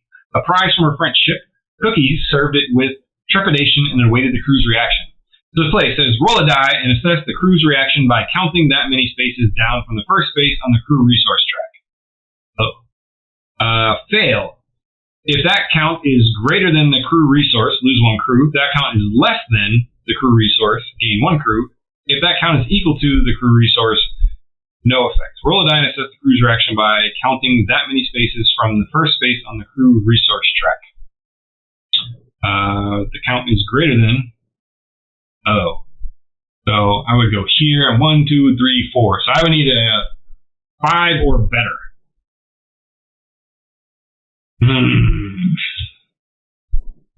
Sure, why not? Let's barrel into the bottom of the sea with this one.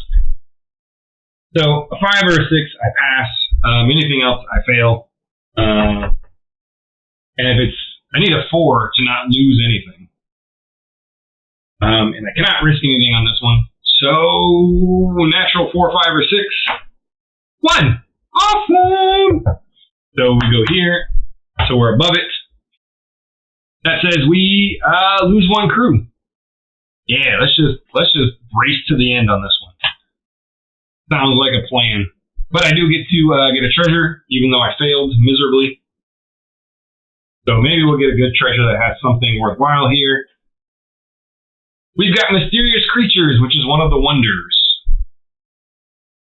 That's not helpful because I don't think we're going to make it to the end of the game. And I have 1 more action. I don't want to attack here, but I don't really have much options. Go ahead and do a bold attack. We're probably going to be putting those green ships in the bag here sometime soon. Great. It is the Repulse. Oh. So it's got an 8 attack and an 11 defense. This is going to be great. It's probably going to beat us up. Oh, a 10. Managed to lose.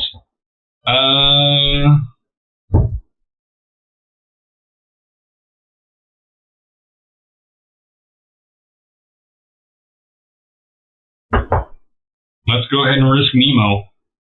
God, that's so bad. Crew. We'll risk the crew, and we need an 11. Ooh. Feel like maybe I should risk Nemo. 1 extra point.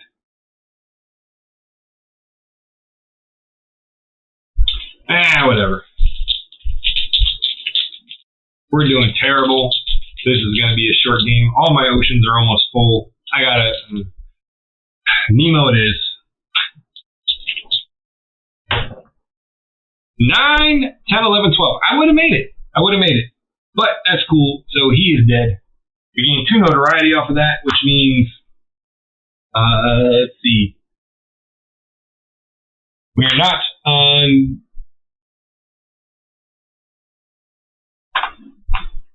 We are not on that one, which is great. These ships are going to go into the bag. So more powerful ships. Awesome. This is worth a bunch of points for us. We are in the Western Pacific.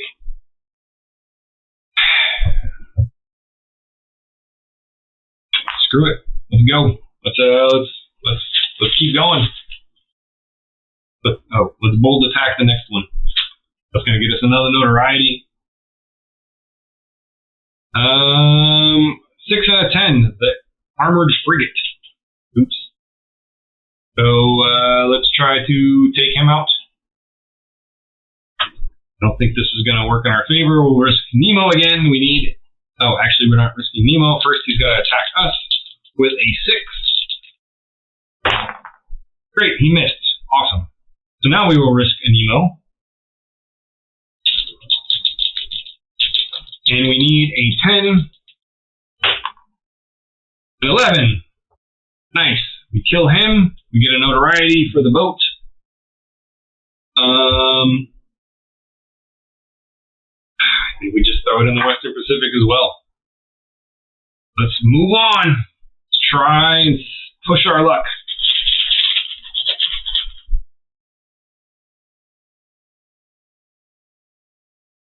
The Buffalo. This is a ram. It's got an 8 attack and a 9 defense. Let's see. Does he hit us? An 8. I think that counts. I think he just hit us. Results. Less than the attack strength. Equal to. Yep. Oh no. Equal to or greater than. Hey, it's in our favor this time. So, nothing happens. You missed. That worked out well. Let's risk Nemo one more time to take out this boat. 6. Plus the 3, 9. We are doing awesome. We're going to do that so maybe we can buy ourselves an upgrade. And that is the end of that. Oh, wait. We gain a notoriety. And we need to do some inciting so we can get we can get rid of some of that notoriety because we're losing bad. Next up, Nadar, my countryman. Event 4, event. I haven't been paying attention to these event numbers. I imagine it would tell me on the card though. My countryman, Nadar, was among the survivors. The renowned caricaturist, balloonist, and now photographer boarded the Nautilus. Concerned for his possessions, he ventured with our adventures before daring his escape. Play. So I gain 1 notoriety. I keep this card as a reminder that each wonder is worth +1 bonus VP when scoring at the end of the game. So that's sweet. That's going to give me some extra bonus points. But I gain 1 notoriety. Awesome. Let's do some, and put it up for you guys to see. So, that's great. It'll be worth more bonus, so I'll get a huge modifier now. So we've got 2 in the 1, and 1 in the 3, and we get 2 action points this turn. And I think I kind of want to get another treasure, but we are very limited on space. 1, 2, 3. So we can... Oh, so it's not even when they fill up, because we can flip boats. Spread out and reveal. Okay. Alright, so it's not that bad. I thought when all the space is filled up, but because we have to flip boats, we actually have a lot more of a clock. In that case, we're gonna go diving here. So we are going to search. We can risk any 1 ship resource. So Nemo it is. Nemo's going out in his suit to look for some treasures. 4 plus 3 is a 7. We gain 1 notoriety because we were suspected, but we gain a treasure. So maybe we get something good. Something that says fix everything for free. Nope, just +2. +2 victory points, which I don't think we're going to get to count because we're going to lose here. The treasure is gone. I have 1 action point left, so I can't even repair anything. I can't rest. Rest, repair, I can't refit either. I can incite.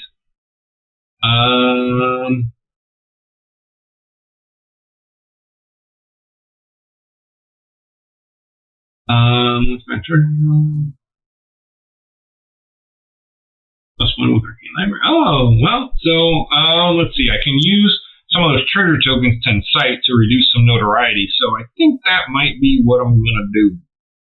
+1 for exerting any 1 ship resource plus X for anyone. Oh, so we can pretty much pass this one. We're going to go ahead and incite here, and we are going to we'll do this, and we're going to give up one of our treasures. Make sure we pass this. So we're going to get rid of the 4. So we're going to get a +7 here. You know what? We'll do a 3. We'll do a 3. We're going to discard that. So we have a 3 plus 3. So we're already at a 6. So we know we're already almost passing. So maybe we can get up to 12 here. Nice. So we get to place 1 cube. We get to place one of our uprising cubes. We gain, we lose 2 notoriety. 1, 2. Not great, not terrible. Let's move on. We're burning through this deck fast now. This is a test card. It's fuel oil. The Earth secretes oil. Oh, let's mark him back up first. The Earth secretes oil as we do sweat, beyond mere kerosene and lubricants. This black muck has energy potential. Prehistoric wood and flora is today's coal and tomorrow's fuel oils. We must try to convert this waste into efficient energy. So I can risk hull, which isn't very good. If I pass, I gain 2 hull. If I fail, I lose 1 action point if I have any. I don't have any right now, so I can risk hull. I need an 8. I mean, at this point, you might as well do it, right? We'll risk 1 hull to get a +1. I need a 7. I don't know about this. Snake Eyes, the worst possible thing. Snake Eyes means an automatic fail, so I don't even get to add. So I just fail. I don't lose any points. This goes into the fail pile, and great. So instead of gaining an additional 2, we lost 1. Awesome. Oh, we do have a lull turn, which is good. So we put 1 there, and we put 1 on top of the adventure deck. We can ignore the black one. We're going to put out 2 boats in the number 2 spot, which we cannot do, so we have to reveal. Sweet. So, reveal the first boat. The first boat is a merchant ship. Second boat is, and it's not British, so we don't have to flip it. It is an American ship. Another American ship. It's the America. Sweet. Little turn, so we gain no action points here.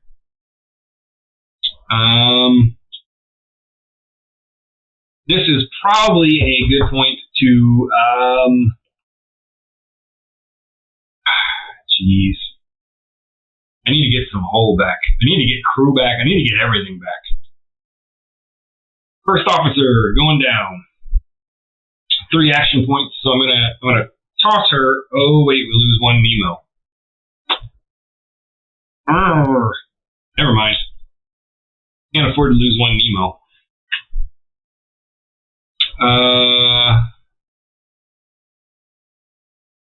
Jeez.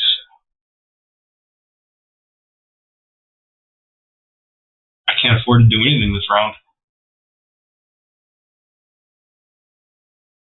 Terrible. Completely terrible. We're, I think, just going to let this one slide.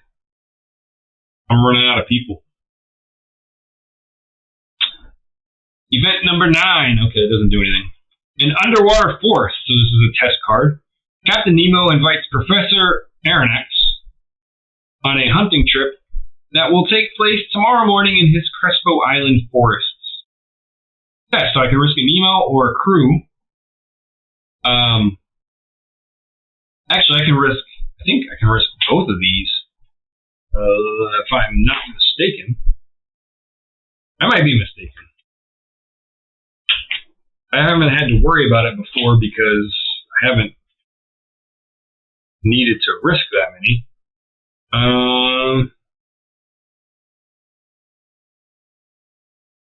So I can risk a Nemo and a crew on this one, and if I do, I collect 2. If I fail, nothing bad happens. I just lose what I risked.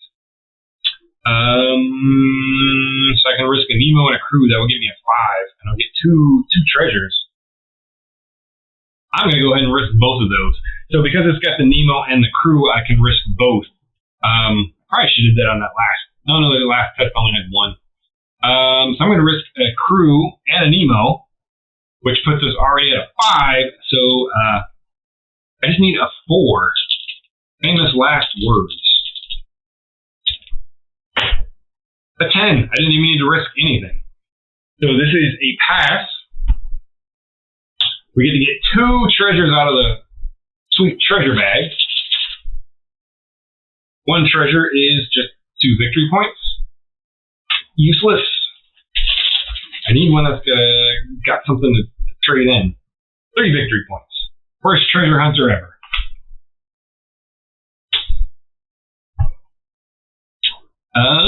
Okay, let's go. Let's roll these dice and see what happens. 1, 4, and a 5. So we put 1 in the 1 space. Yep. 1 in the 4 space.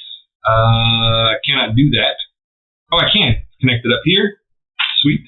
And 1 in the 5 space. All right, so we're still alive. We get 3 action points. And I think I need to incite some more. Oh, we did not lose these. Gotta remember to put these back. 3 action points.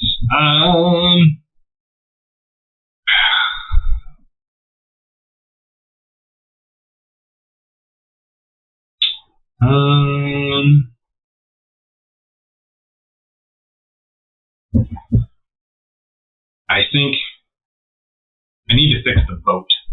So we're going to risk an Nemo. And we are going to try to repair the hull.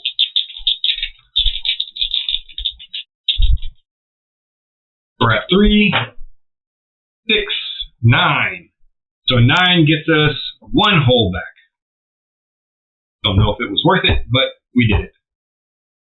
I really can't afford to attack too much. I'm going to do a Stalk Attack. So the way Stalk Attack works, I can only make 1 attack for my 1 action point. However, it gives me a +1 automatically. And if I fail, I don't gain any notoriety. I think I actually don't gain notoriety even if I pass, but I'm not 100% sure. We need to check because I haven't done a Stalk Attack yet. It gives you the option to attack in case you reveal something too hard to handle. And although you only conduct 1 battle, it is with a +1 DRM, which can be very helpful.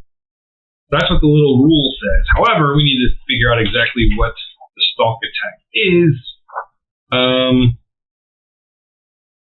After designating the targeted ship token in the ocean where the Nautilus is located, place the blue Stalk Attack marker on it. You may immediately fight that ship. If you fight, you gain +1 DRM. If you decline to conduct a Stalk Attack, leave the target ship token. Okay, so yeah, let's try to do a Stalk Attack on this guy here and see what we get. Okay, that's not terrible. The Mary Celeste. And it is just a 7 merchant ship. So we're going to go ahead and do an attack. We get +1. We're at a 7. Let's risk 2 crew, or get a +2, risk crew. 7, just need a 5, 3. Awesome. So I lose the crew. However, I don't gain any notoriety for the attack.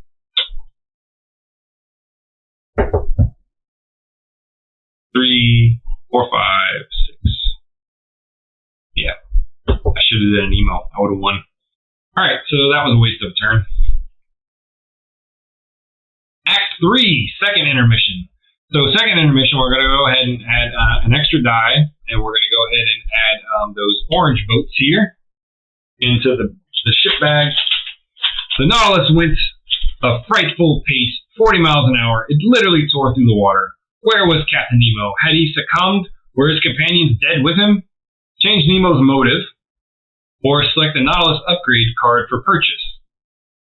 Add the orange reinforcement ship group to the ship draw pool. Roll 3 white dice and 1 black die to begin each placement phase, choosing any 2 of the white dice to determine action points or a little turn. So, I can change his motive now, but I don't think I'm going to. I can select a Nautilus upgrade card for purchase, so I think I'm going to get that Strength and Prow, because the Strength and Prow gives me +1 automatically to my attacks. So I think I'm going to get that. I'm going to spend the 4. These guys are discarded. They're out of the game. And we are going to get the upgrade. Boom. Now we get +1 on all of our non-torpedo attacks. We don't have any torpedoes, so that's good. So now we're going to roll 3 white dice and the 1 black die.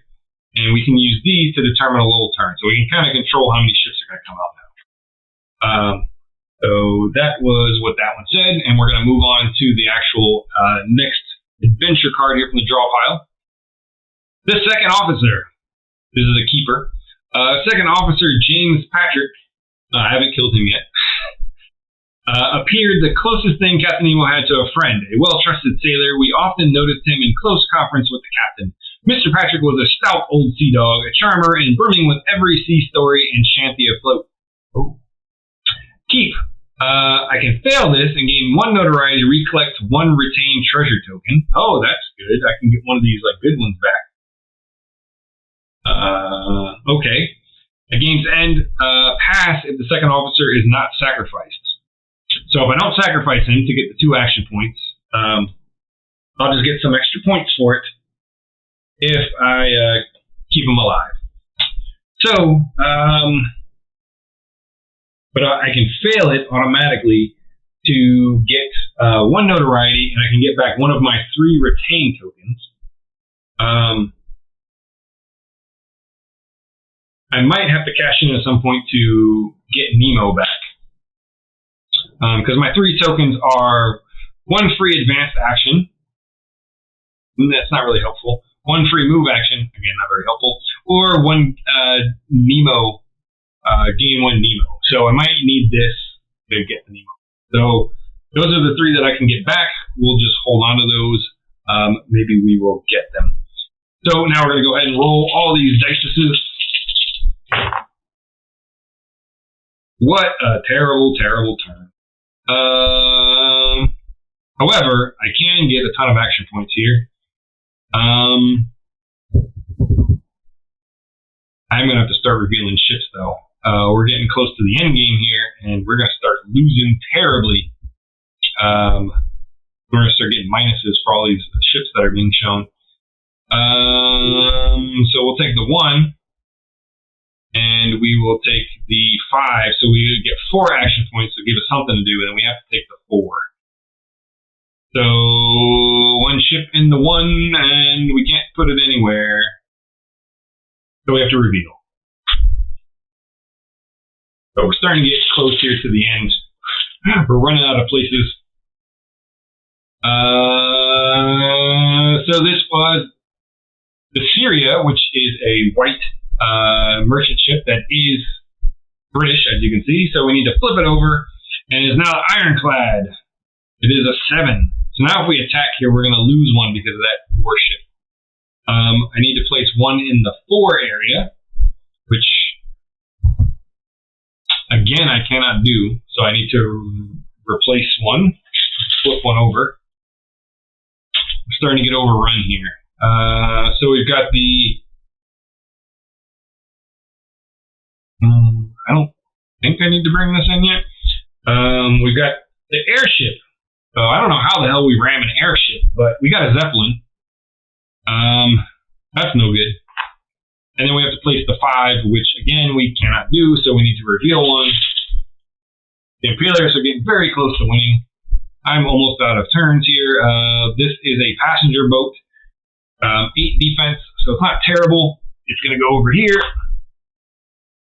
But we are really quickly running out of space to hide.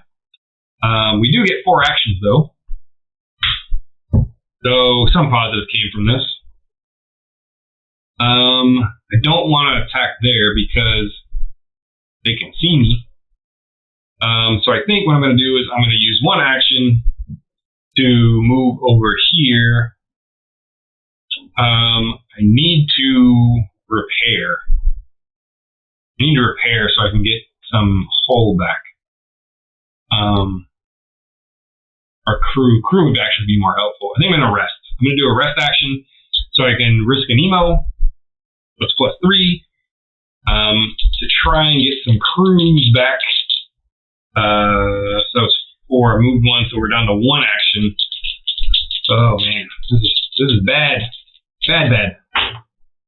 If 6 plus the 3 is a 9, that's going to get us 1 crew.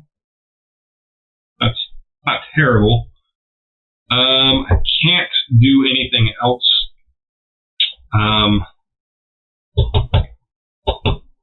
I will, however, I think I'm just gonna go dive in here.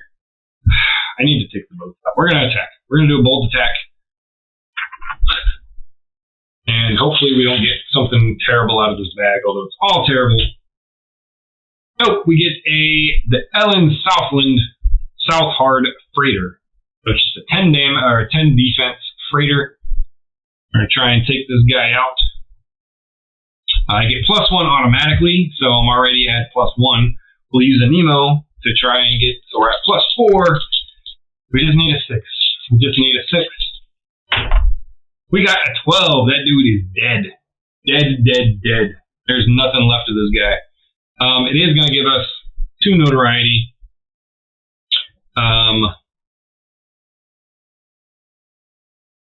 Or 3 points. We're in the North Atlantic.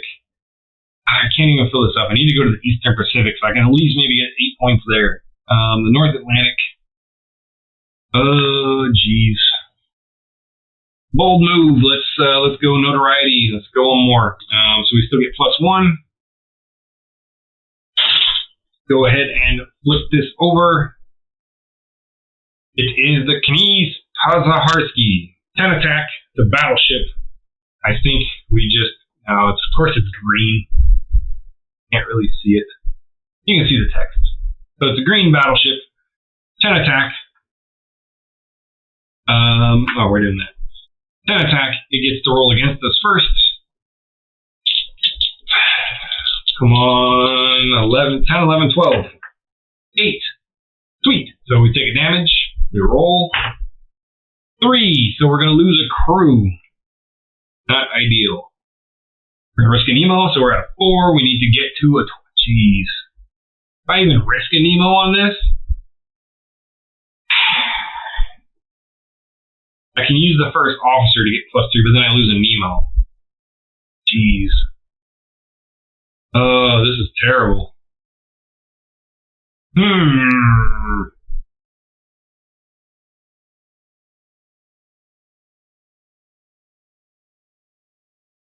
I think we have to do it. But it's 3 DRM after the roll. Alright, so let's go ahead and do that.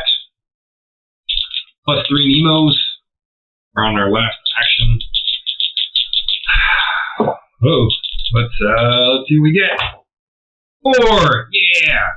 So our 4, 7. We cash it in, it's a 10. That's not even enough. So, awesome. So we're going to lose an Nemo. We are going to, we gained the notoriety already, I think. And we failed. We failed miserably. This is terrible. I think I'm going to get rid of the second officer. I'm going to fail that to get back my gain of Nemo. So I'm going to go ahead and cash in the Nemo right away and get Nemo back and move on. Captain Nemo's Thunderbolts. When the first Islander laid hands on the companionway railing, he was flung backward by some invisible power. Lord knows what. He ran off, howling in terror and wildly prancing around. So I can risk a Nemo and a hull. This is a test 8. Pass, I gain plus notoriety and collect the treasure. Fail, 2 notoriety and lose 1 hull. I just need an 8. I just need an 8. We gotta pass this. We're gonna go ahead and risk them both. So we got a 4. Just need a 4. Just a 4, guys. 7. Small miracles. So I gain 1 notoriety. We're getting close to losing here up notoriety, and we gain a treasure. So maybe we'll get something good in the treasure bag. This was a pass, so it goes into the pass pile. Discard to draw 4 treasure tokens. Select 1 and return the other 3. So, yeah, I think we're going to go ahead and do that. We're going to go ahead and toss this and get 4 treasure tokens, and then keep 1 of them and toss the other 3. Then we'll get something good. I'm going to go fishing here for something.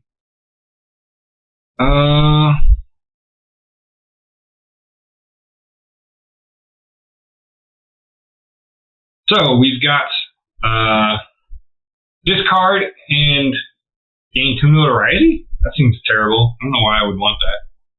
I must be missing something on that one. I can do this to get to reduce my notoriety, because I can toss this and place an insight cube. Just 2 things. Or I can do this to get +1 action. I think I'm going to do the insight. We discard the rest. I'm going to go ahead and do this guy, which says, can't read it on the screen. Discard and place 1 in any available location. 1 insight cube. So we're going to go ahead and place it somewhere where there's not a lot of ships showing. We shall put it here. And per the rules that we did before, we're just going to go ahead and do 2 notoriety because it's an auto generated pass, so I think we're good there. That was it. Let's go ahead and roll. See if we can get something good off the roll. We did not get something good off the roll. We got it. Terrible, terrible, terrible, terrible. So we got a 1, 2, 6, and another 2, but not the right 2 to get rid of that black one. So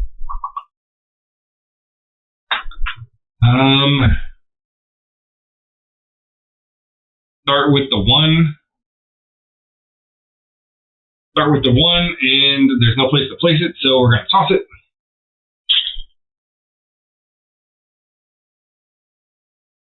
Oh, great. It's a capital ship.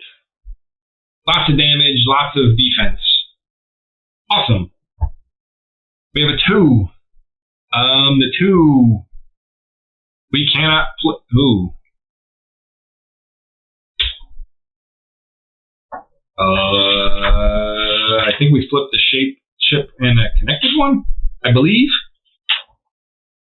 Reveal. If there are no open spaces to place a hidden ship in the token or in the neighboring ocean, and all the spaces in those oceans contain revealed ship tokens, then flip over 1 white non-ship. Okay, so I can just reveal one of these guys.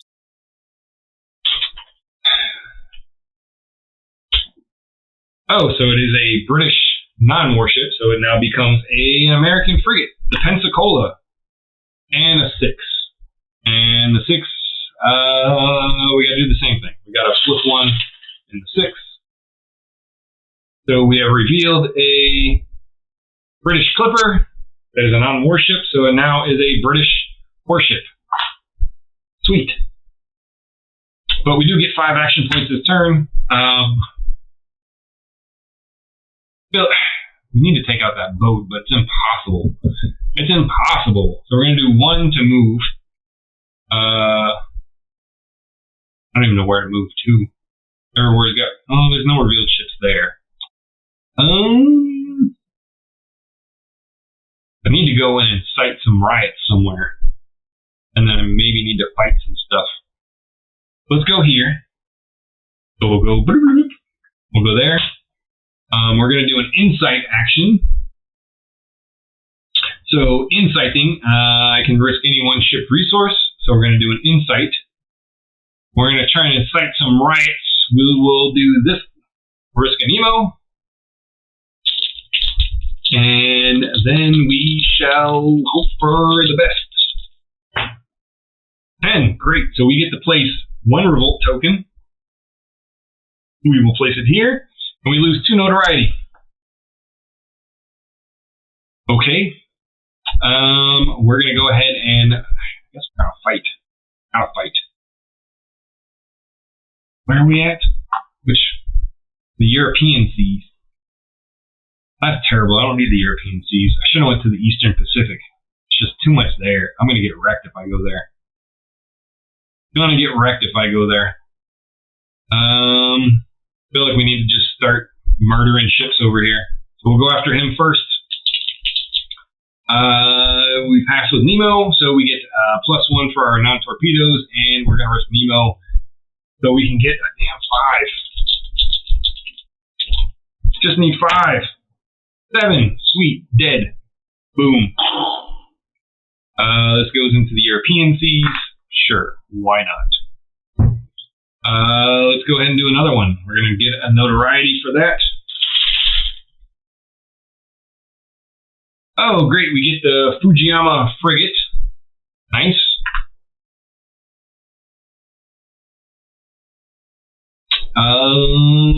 It's going to roll to attack us first. It misses on a 6 or better. 6 or better, so it did miss. Let's go ahead and try to sink it. Get a little bit of breathing room on this thing. So we have a 9. Right now we're at a 4. 11. That is dead. And no notoriety for it. So I want to salvage it and end the turn, or end the attack. I think so. We're going to salvage that guy. And we're going to end our attack. I'm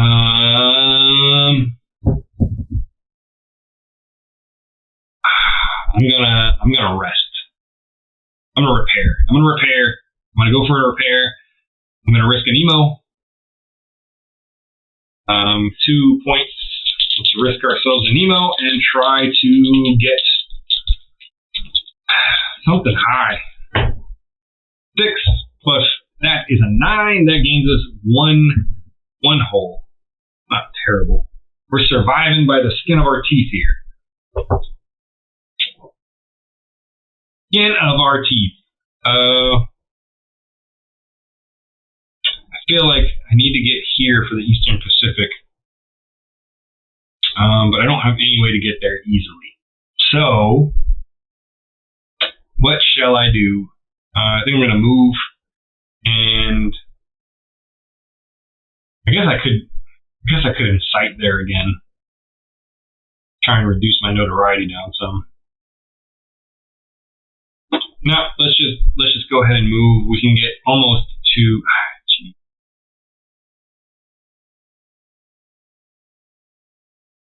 Let's go 1, 2. We'll go to the Arctic Ocean. Make our way around to the Eastern Sea that way. That was our last action. The Gulf Stream.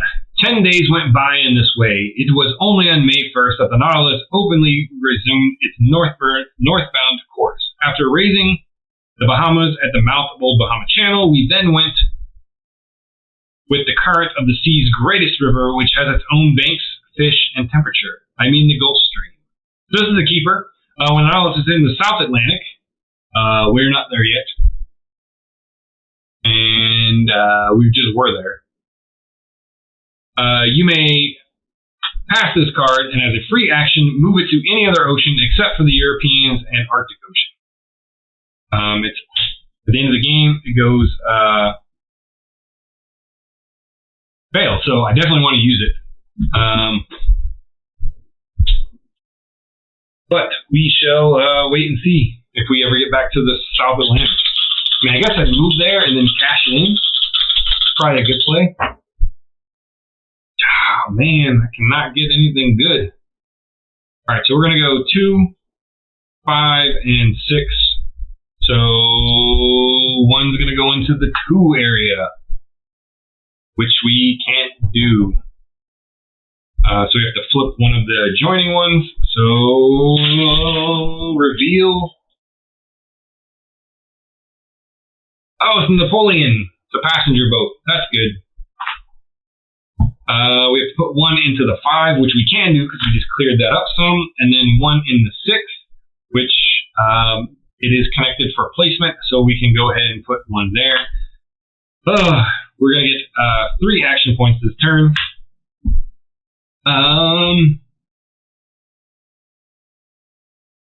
This is a bad spot, but I kind of need to go there to clear up some spots. I need to get a boat there from the Eastern Pacific. So let's lose 1 action point to move here. We'll cash in. What am I cashing in? Oh, the card that's sitting over here. We're going to cash this guy in. We're going to pass it, and we're going to go to anywhere but the European seas and Arctic Ocean. So we're going to go to the Eastern Pacific, which is bad. But we're going to make a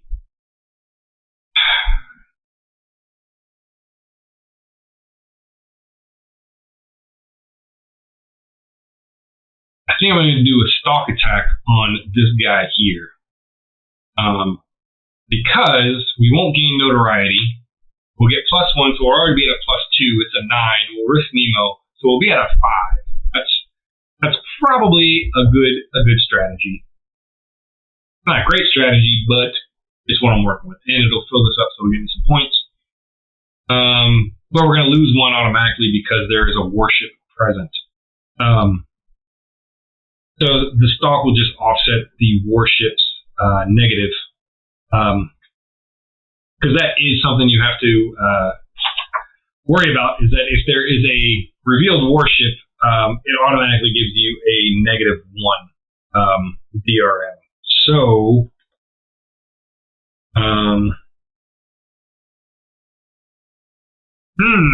yep, that's what we're going to do.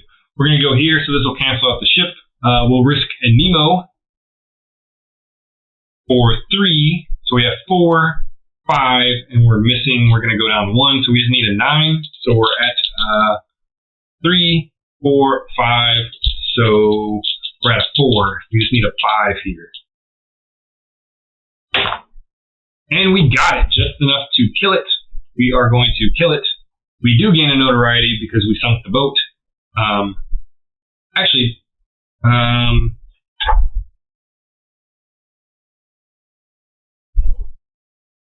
I don't know. I think you still get the notoriety, even on a Stalk Attack.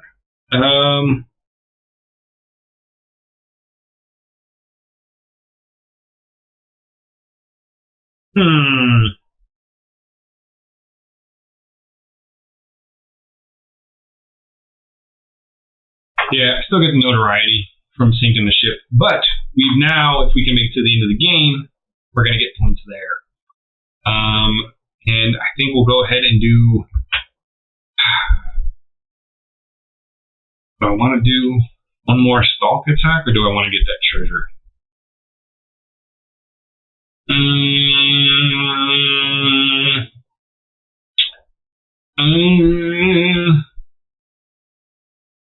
Let's try to get the treasure. So we'll risk a Nemo.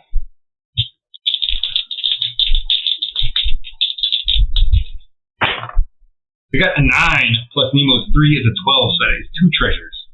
We're going to get rid of this treasure token, and we're going to grab 2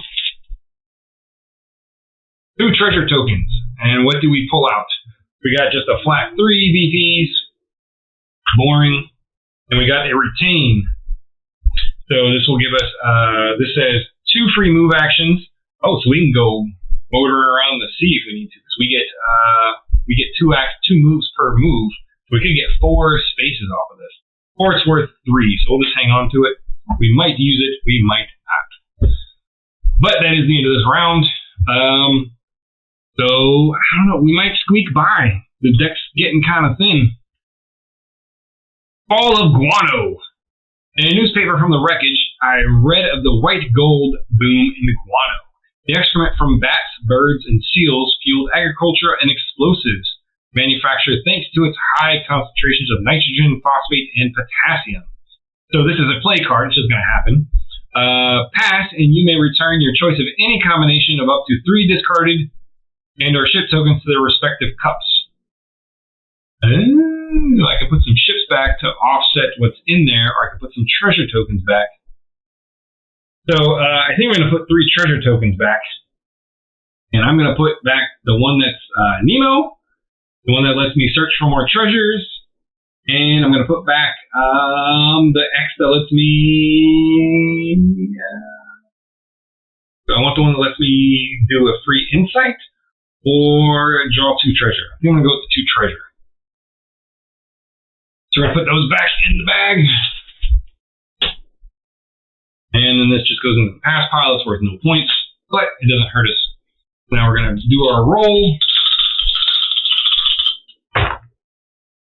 Ooh, breaking stuff. So we've got a 3, 2, 3, and I think we're going to have to go with 6 again. So the 2, did I clear up? Oh, I did clear up a 2, so that's helpful. Cleared up a 3, so that is helpful. We're squeaking by, and we're going to do the 6, which doesn't help. I have to flip a ship. We get a British passenger boat. So that means it is instead a Independencia. It's an ironclad. 7 and 10. That's not very fun. All right.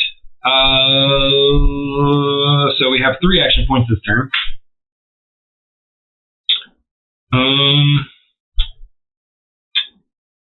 Where do we need to go? I need to get out of here because this is going to give us negative points everywhere.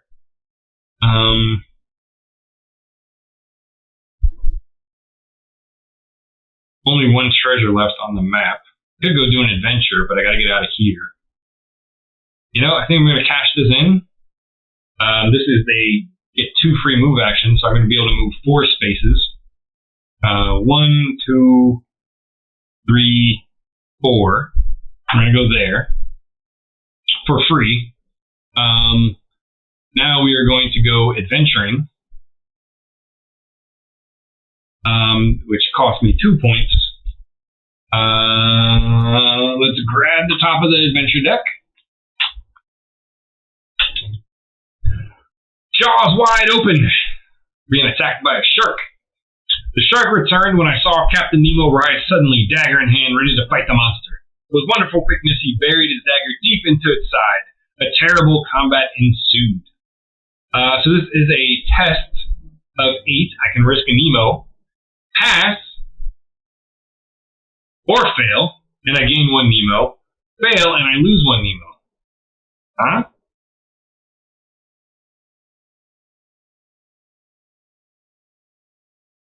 Pass or fail.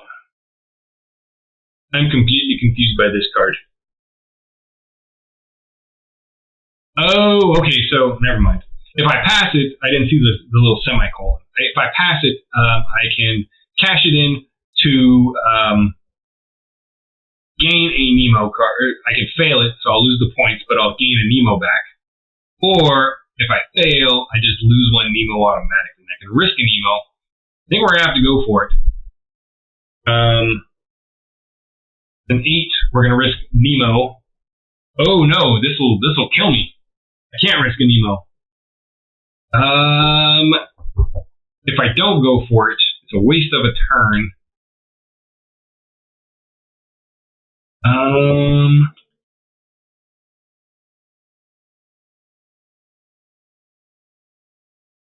Nor any just drawn regular adventure card. This card not seeded into the draw pile. Okay. So I do have this guy that says I can ignore the fail action. So I think we're going to go ahead and do it. We're going to risk an emo to try and gain an emo. So we're at 3. I need an 8. So I just need a 5 here. And if I fail, I'm going to turn in the other keeper card to ignore the fail action. Oh, we blew it away. We got an 11. So that's sweet. So I'm going to go ahead and fail this. I don't want the points. I'd rather have the Nemo. So I'm going to turn this into the fail pile, and I'm going to gain a Nemo back. So that was a pretty good adventure. I go ahead and draw a treasure from the adventure bag, or from the adventure, from the tile bag. Let's see. So I can retain this for 1 action. So I can get a free action point, which is helpful. So I will hold on to that. I have 1 action left. I think I'm going to incite here. Is there any one shipped resource? If I incite, I can reduce my notoriety down some, which is helpful. Although I could attack there, or there's any ships showing. Let's do a Stalk Attack. We'll do a Stalk Attack there. It is a whaler, which is a British non-warship. So we're going to flip it over, and instead we're going to get an ironclad. Great. Not. We're doing a stalk, so we're already at +1, +2 for the DRM. But first he's going to attack, so we got to miss. He needs a 7 or better to miss us. 9. We're starting to roll good at the end of this game. I'm going to risk an emo that I just got back. So I'm at 3, 4, 5. I just need a 5 on here. That's all I need. Just 5. I got an 8. So we do sink him. We get a notoriety from the notoriety on the boat. European seas. I'm not even going to go for that. I'm just going to go ahead and salvage this. So maybe I can turn it in for something later. That does end my turn. Could do another action. What else would I do, though? Nah, we're good. I'll keep that for a lull turn. That'll be helpful. A hollow explosion. Rising action. So we're getting near the end, because the way the deck is seated, this is one of the cards that's towards the end of the game. So, let's see. What sort of craft is it, Ned? From its rigging and its low mast, the Canadian replied, I bet it's a warship. Here's hoping it pulls up and sinks this damned Nautilus. So this is a play, so we automatically fail it and add the red reinforcement ship group to the draw pool tile. Oh, sweet. So all these like super hard boats are going in. Geez, these are all warships. These are all terrible. They're just all terrible boats. So terrible. Lots of damage, lots of defense. These are going to start killing us if we draw them out of the bag.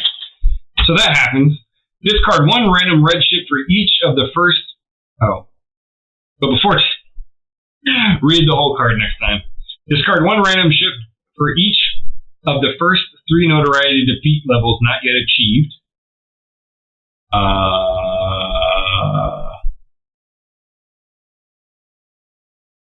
So there is 2 left, so I would have removed 3.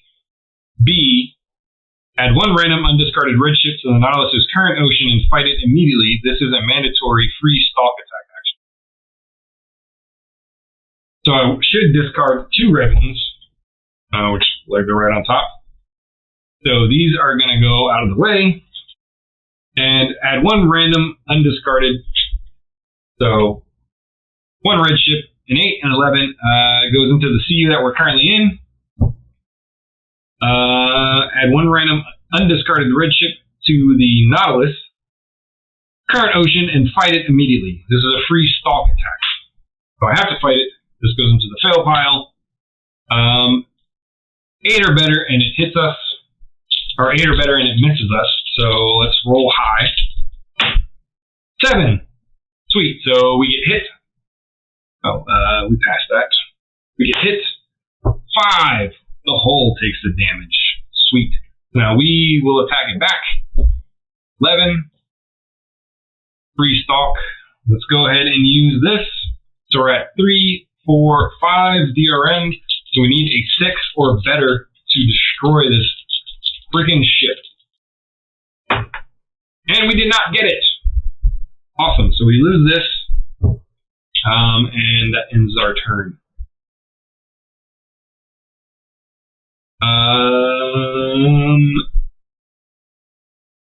Yeah. So great turn. Great turn. Ah, man, we're getting wrecked with this stuff. So we have a 1, so we're just going to replace one of these ships with a warship. It is the Prince Albert. Not the greatest ship there. So that was the 4. We're going to go ahead and take the 5 here. And that is going to cause us to flip a ship. So let's go ahead and flip one of the ships. Or reveal the ship. Man, we're pulling all the red ones now. We've got the Zealous. So that's sweet. And then we have another 5. So we're going to reveal another boat. I'm hoping for one of these, like the finale card to be here soon. And we can just end this. An Ironclad. So the warships are starting to come out. They're actively hunting us now. They're trying to wipe us off the face of the map. But that does give us 4 actions. 4 actions, and we need to get the hell out of Dodge. Because all those are terrible. Do 1 action to move.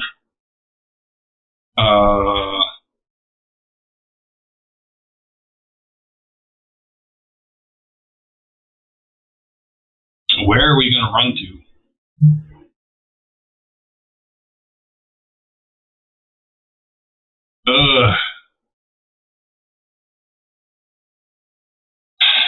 Let's go to the Arctic Ocean. Let's go ahead and make a Stalk Attack here.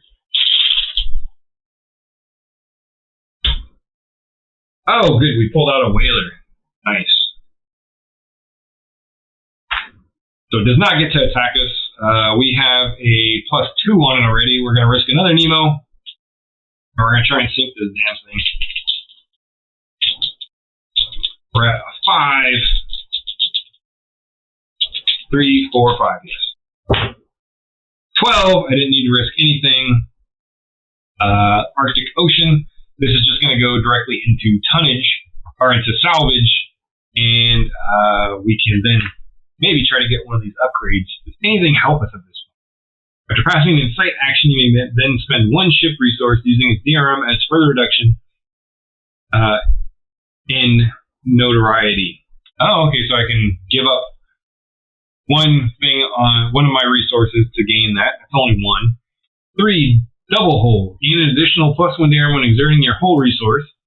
Also ignore, that's not very good at this point. It would have been great early in the game. +1 DRM to all test dice rolls resulting from actions that you spent 2 action points to perform. Also, after playing a keep card, as it is at its specified ocean, place 1 gemstone. So I think I might try for that.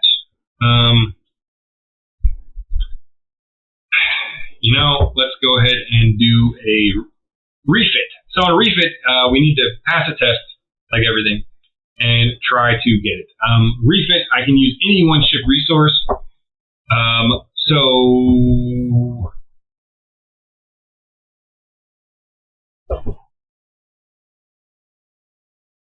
Okay, so I just need a 7 or better to get it. It's just going to change the cost. So we are going to What are we going to risk here? I think we're just going to risk another Nemo. Let's risk a Nemo. That puts us at 3. And all we need is a 4. And we'll at least get something. We'll have to lose a treasure token, but it's probably better than nothing. 7 plus the 3 is a 10. That means we just gain 1 upgrade. Cool. So we're going to toss our 3 boats off to the side there. And we are going to get the diving apparatus. Oh, no! Ships everywhere. That's fine. It didn't really do much. Didn't do too much damage. These were all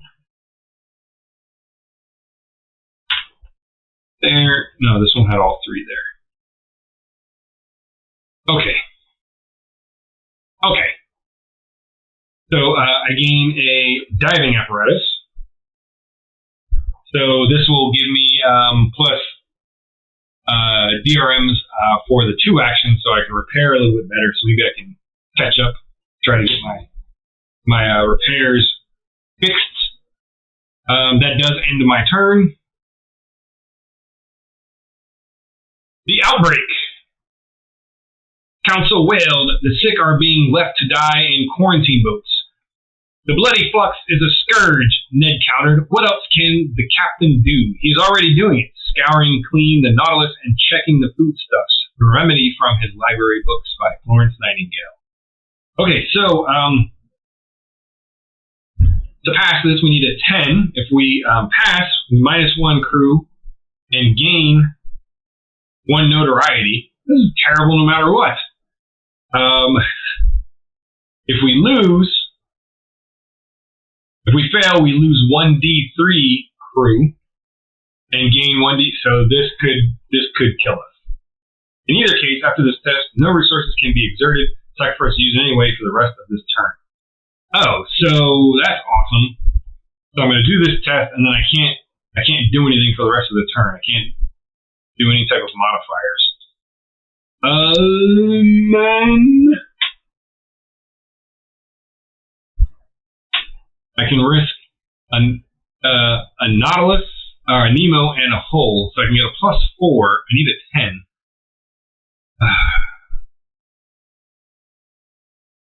And if I pass it, I just lose 1 crew, but I gain a notoriety.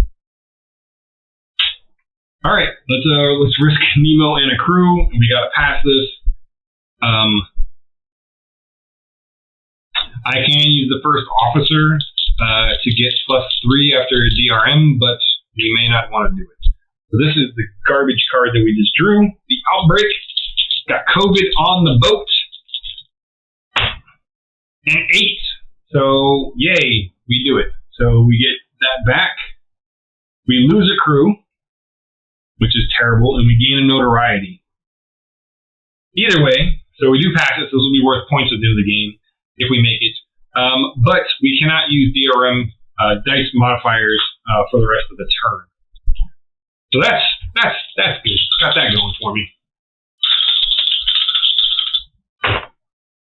Oh, I can take a lull turn though. So this actually worked out fairly well. So we're going to go ahead and do a lull turn here. So we get we'll take the 2 3s, and then we can place 1 boat here, and that's about it. We're gonna have to flip 1. We're gonna have to reveal it. So let's reveal 1 away from where we're at. Yes. Yeah, let's go ahead and reverse reveal 1. Not where we're at. Great, so we got a British non-warship, so it now turns into a frigate. Luckily, it's not too terribly bad. Lull turn, so we put out the, all we got was the adventure thing there. Everything costs 1 this turn. I can't get any dice roll modifiers. I could get 1 action point, but it's kind of pointless since I can't use any modifiers, so everything would need to be natural. So I'm just going to let this one go and call it a turn. Please be the last card. It's not the finale. Spy Network. The speed and force of world events create winds of change and tides of fortune. I was invited to join a council of officers digesting news stories from an array of sources. Nemo sought patterns, meanings, and portents for his plan. So this is the keeper. When the Nautilus is in the European seas, you may gain 1 notoriety to send forth spies. So this is a test of 10, plus DRM equals all placed inside. Oh, so my DRM would actually be 1, 2, 3, 4, 5, 6. 6 of those. That's not bad. If I pass, I can move this to the fail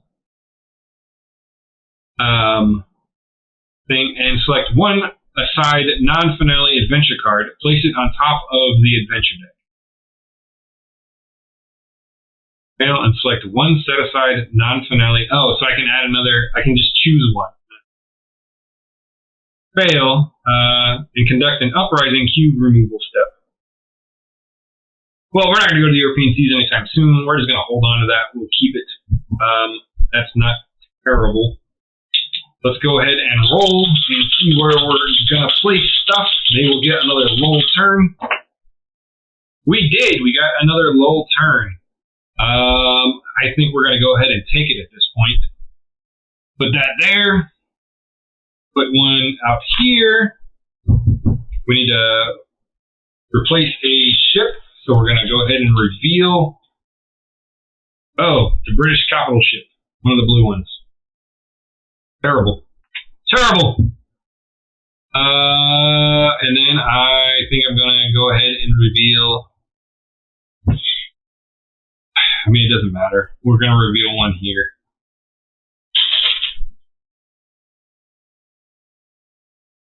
So we got a yellow Ironside.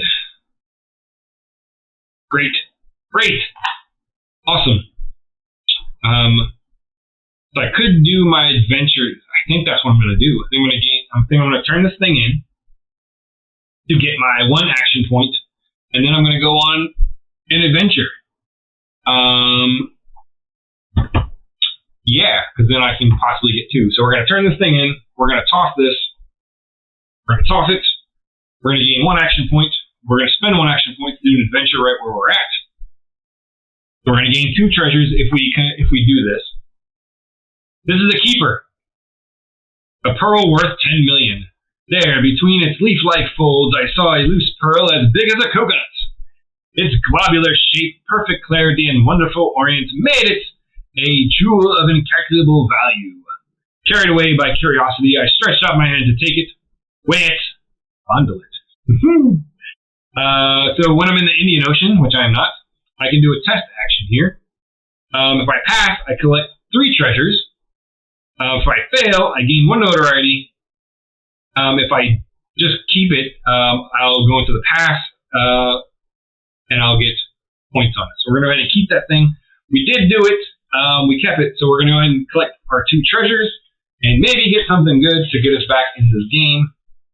So treasure number 1 and treasure number 2. So these are just two treasures worth some points. Not great.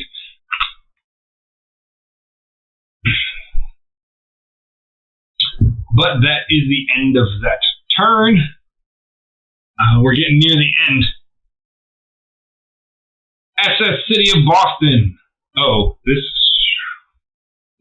could possibly, no, it won't kill us, but it won't be great. Oh no, this won't kill us. When the SS City of Boston disappeared, the press legitimized rumors of its demise with titillating headlines.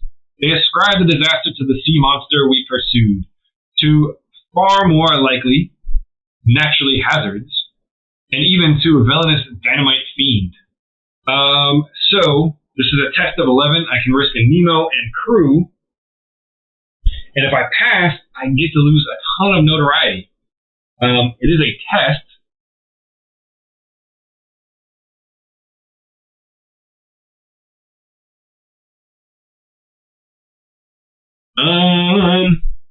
I have to do it.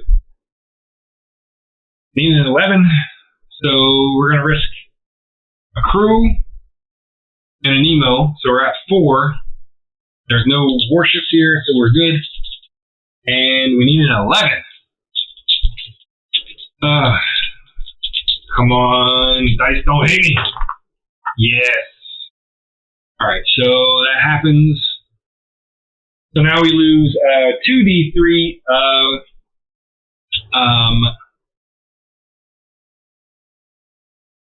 notoriety.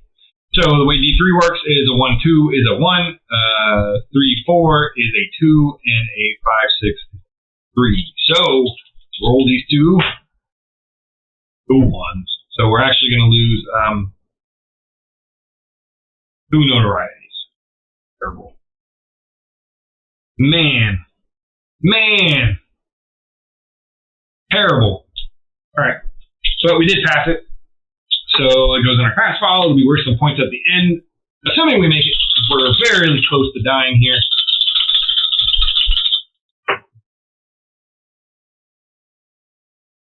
I feel like I need to take a little turn again to try and keep myself alive. However, if I do a 1-4, 1-4-5, that's just going to flip a bunch of votes everywhere. But it'll give me 3 actions.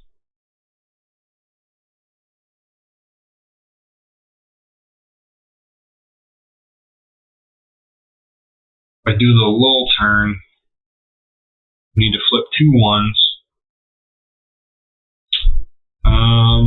Let's just do the lull turn again. We'll go here.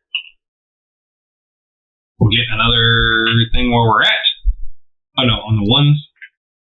I need to flip 1s, so we're going to put 1 here because it's connected. Trying to survive to the end of the game. So we've got this yellow frigate, a raider. Not great. And we're going to go ahead and put the other one here. So we're going to reveal a ship there. I think all that's left in this bag now are bad stuff. Yeah, we got a British non-warship, so it's going to flip over and be whatever this is. A British ironclad. So it's also connected to 1. We could turn in the second officer to get 1 action point and go on another adventure. Let's do that. Let's get rid of this guy. We'll gain 1 action point, and we're going to go ahead and go on an adventure, try and get some treasures. 2 decks of cards. This is a play. Secured with the weapons were the most valuable boxes aboard, each containing a deck of playing cards, 1 for the crew and 1 for the officers. Access required an oath before borrowing them, with penalties for their return for worse or wear. Play. So this goes into the pass file, the pass discard file. Gain 1 crew. Shuffle the adventure deck, not the draw pile. Draw a random card from it, and without resolving that card in any way, play that card. I'll put it in the pass file. So I'm going to pick up the adventure deck. I'm going to shuffle the adventure deck. Not the draw pile. Draw a random card from it. So we're shuffling. Draw a random card from it. I put this into the pass file, and it says do not resolve it, right? Without resolving that card in any way. So we're just going to pass it. So that's just worth some points for us. That's not terrible. So this was the card I got, the iceberg, but I'm not going to read it or anything because we're not doing it. Goes right into the pass file. I gain another treasure. Captain Nemo is just trying to avoid all these boats and make it to the end. That was a waste. 1 little measly treasure. And that's going to end the turn. We're getting into the end game. I know that the finale card is somewhere in this stack, this last few cards. this is not it. This is the last continent, Atlantis. But Captain Nemo came over and stopped me with a gesture. Then, picking up a piece of chalky stone, he advanced to a black basaltic rock and scrawled this one word, Atlantis. This is a test. I can risk Nemo and crew. Pass, collect 2 treasure or gain 1 Nemo. Fail, lose 1 Nemo and place 1 keep card from the tableau in the fail pile without its benefits if you have any. Huh.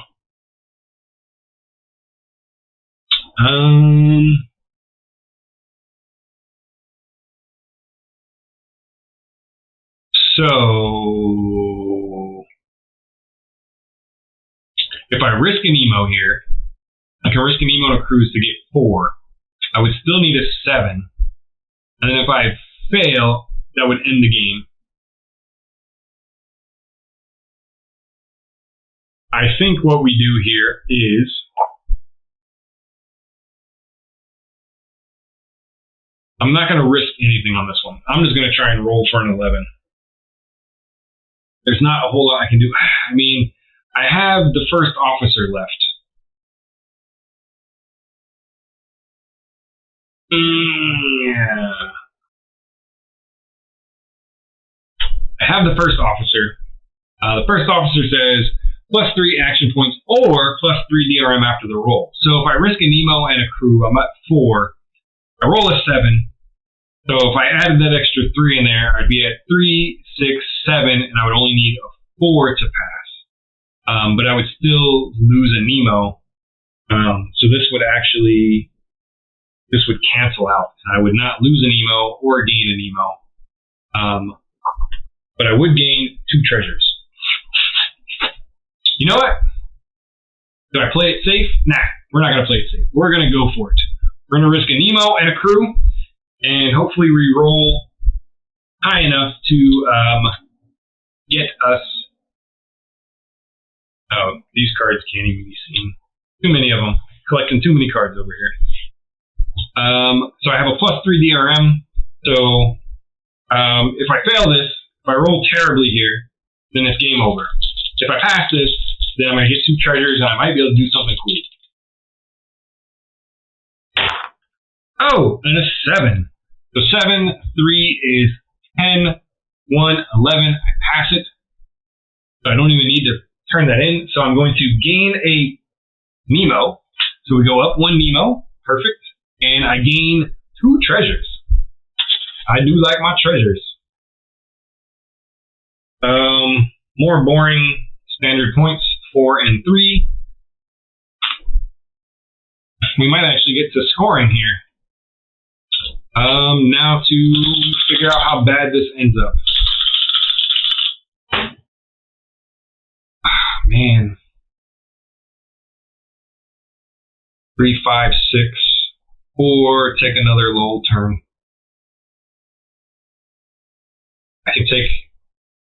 I'm going to take a lull turn. I'm just trying to bide my time here until the end. So we're going to put 1 here on the 5, 1 there. And we are going to replace this boat here with, this big blue behemoth. It's a 10 and a 12. That's going to destroy us. And we'll replace the other one with a small ironclad. So great. I have 0 points, 0 action points. I have a reroll and I can get +3 action points. I need to save that.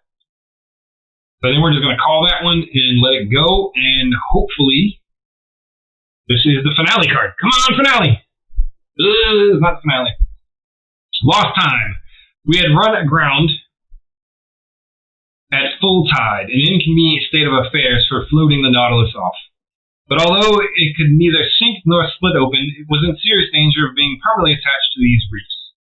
And that would have been the finish of Captain Nemo's submersible. So this is a play card. Reduce the number of Nautilus upgrade cards available for purchase by one of your choice from among those available. Discard it. It is out of play. Oh, that's not bad. That's not bad at all. This goes on the fail pile. So reduce the number of Nautilus upgrade cards available for purchase by one of your choice from among those available. Discard it. So let's get rid of...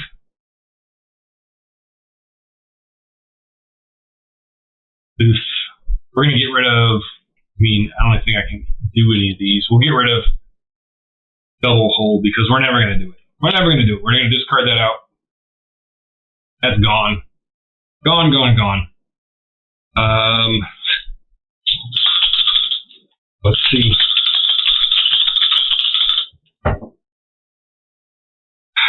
Do we take another lull turn? I'm just trying to survive to the end. I don't know if I can. 3, 4, 6. That would give me 2 action points. 3 would flip a ship where we're at, or I could place one out here. The 4, I could flip the 3. I could flip one there, or one here. That's not great. The 4, I could flip one here or one there. The 6. 6 is the troublesome one.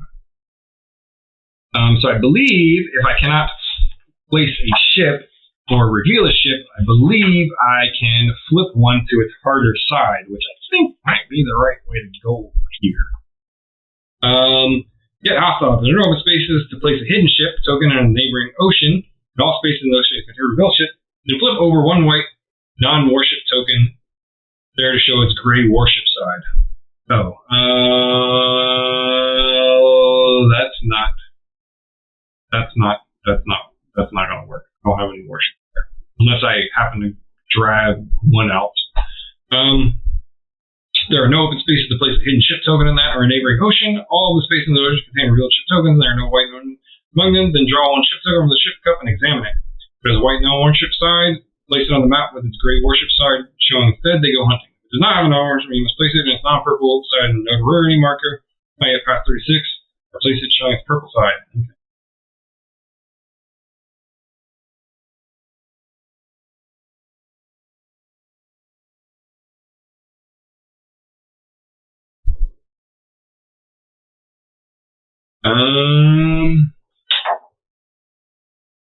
So, kind of want to go over there, but I don't think I can take... Alright, we're going to do one more lull turn and see if we can get another adventure. So, we're going to do the doubles here. So we're going to put another thing there. We'll put one on the 4. We can put out 2 ships. So we get a yellow ironclad, boo. And we can put one here in the other 4 spot. Another yellow ironclad. So all the warships are coming for us. Yet another lull turn. We are going to ride it out. Maybe this is the end. It is not the end. Public opinion. Traders, ship owners, captains of vessels, skippers, and master mariners from Europe and America, naval officers from every country, and at their heels the various national governments on these 2 continents, were all extremely deserved by the business. Play. Put this in the fail pile and place 1 ship token in each major ocean using the usual placement procedure. For each revealed ship token, so placed, also gain +1. This is terrible. Place 1 ship token in each major ocean. Okay.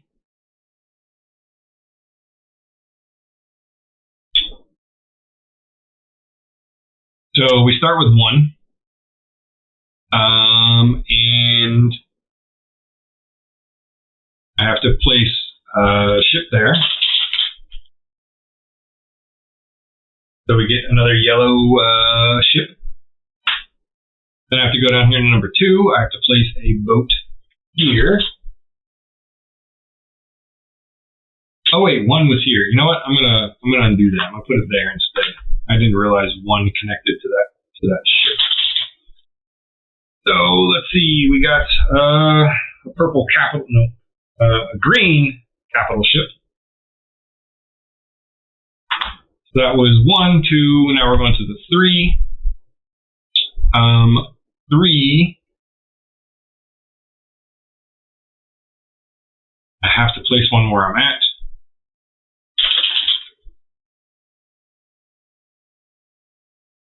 This is a white British ship, so it needs to get flipped over now. And it is a gray frigate. It was 3, so now we're going to go to 4.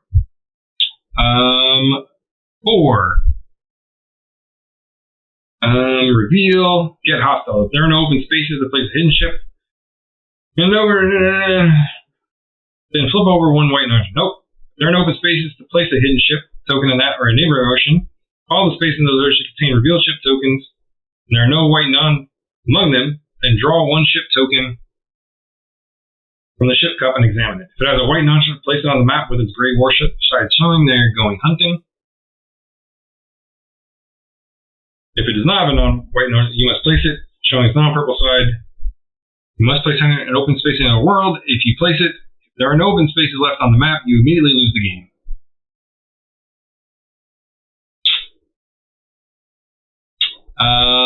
Yeah, so we just immediately lost the game. Great. So that was Nemo's War. Yeah, so because I couldn't place the last warship, and I don't think there was any way around it. Well, I lost because of this, right? It's not because I took the lull turn. It's because I could not place a ship in each major ocean. And there's no white warships. There's no white ships left anywhere, except over here. And 4, I'm on 4 now, and 4 doesn't connect to anything with a white ship. So, unfortunately, I cannot place any ships, so I immediately lose the game, and yeah, game over. So it was a good fight. We were down to the last 3 cards. Another 1,000 leagues. That was the finale. I had to make it one more turn, and I would have gotten to the finale card. So, had I made it there, we'll go ahead and do a quick adding up of the game to see how scoring works. This is going to go into the fails, but it doesn't matter. Let's go ahead and score it with what's out on the table. So, if we start with our warships, we receive -1 for each warship here. So, basically what we're going to do is we're going to total up all of the ships over here. We'll start with this. So, right now we have 4, 2, 1, 1. This one was worth 5. 1. Where's the 10? 2, 3, 4, 5. So we're at 9. We're at 14. No more warships over here. And then we're going to lose -1 for each warship. So we have 1, 2, 3, 4, 5, 6. So we're going to lose 6 points for that. So we're going to go back down from 14 to 8. So we're at 8 points for our warships. Our non-warships, we get +0 for each of the non-warships. These don't count because we spent them, so we don't count those. We only count what's over here. So non-warships, we get 0 points for each one. So only the points that are on here. So we have 1, 2, 3, 4, 5, 6, 7, 8, 9, 10, 11, 12, 13, 14 points for, nope, that's the wrong one. This one. So we're at 14 points for the non-warships. Next up, adventure cards. Wait, I don't think we have any warships in here. We do not. Adventure cards. So anything that ends up in this pile, we would score. So at game's end, we're going to keep any of these that say that at game's end we get to put them. So this one will go in.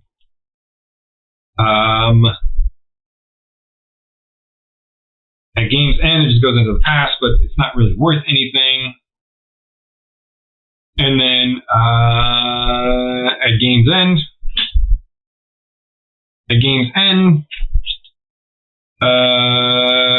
so this goes into the fail pile. So we're not going to worry about these. We're only going to add up what's in here. So the adventure cards, we're going to go through and add all of the points that we have up in the top left corner of these cards.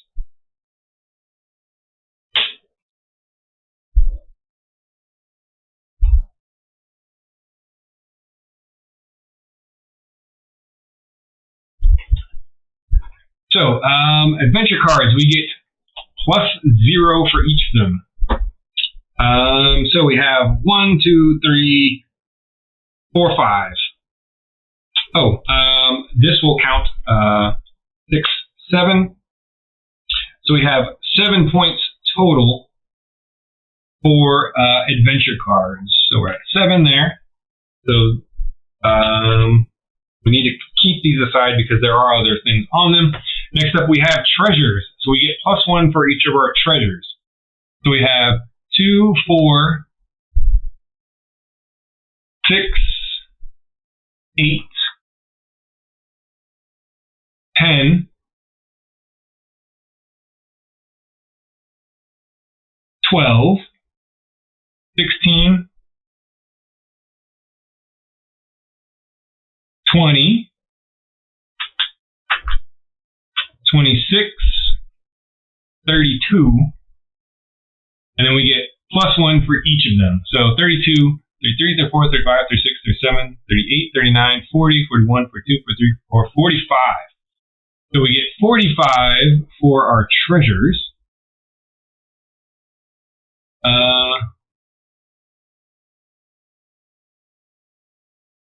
So we get, how do you score that? I guess you put the 10 there, and then the 5 there.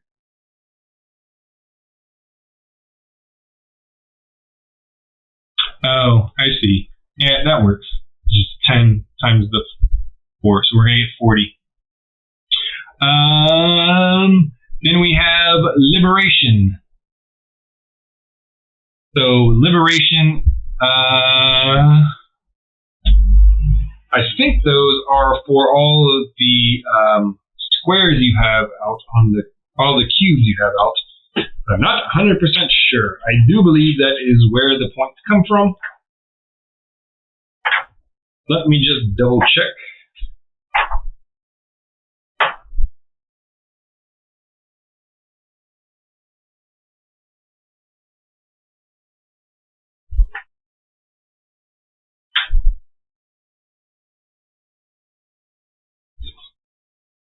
Where does it go for scoring?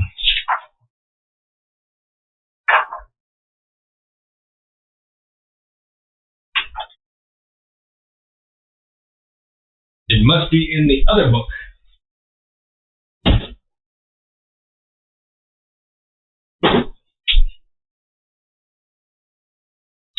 Scoring. It's in book number 2. So let's see. Okay, so liberation of oppressed peoples. Count all uprising cubes placed on land space on the map and calculate their liberation PP based on note of his tile. So he has a multiplier of 3 on his liberation. So we have 1, 2, 3, 4, 5, 6. So he has a total of 18 points. We're just gonna we'll throw that there. Next up is science, and he gets times 4 for science. So now we will go through all of these cards and look for anything science related. So that one does not count. That one's gone. That one's gone. That one's gone. That one's gone. We have 1 science.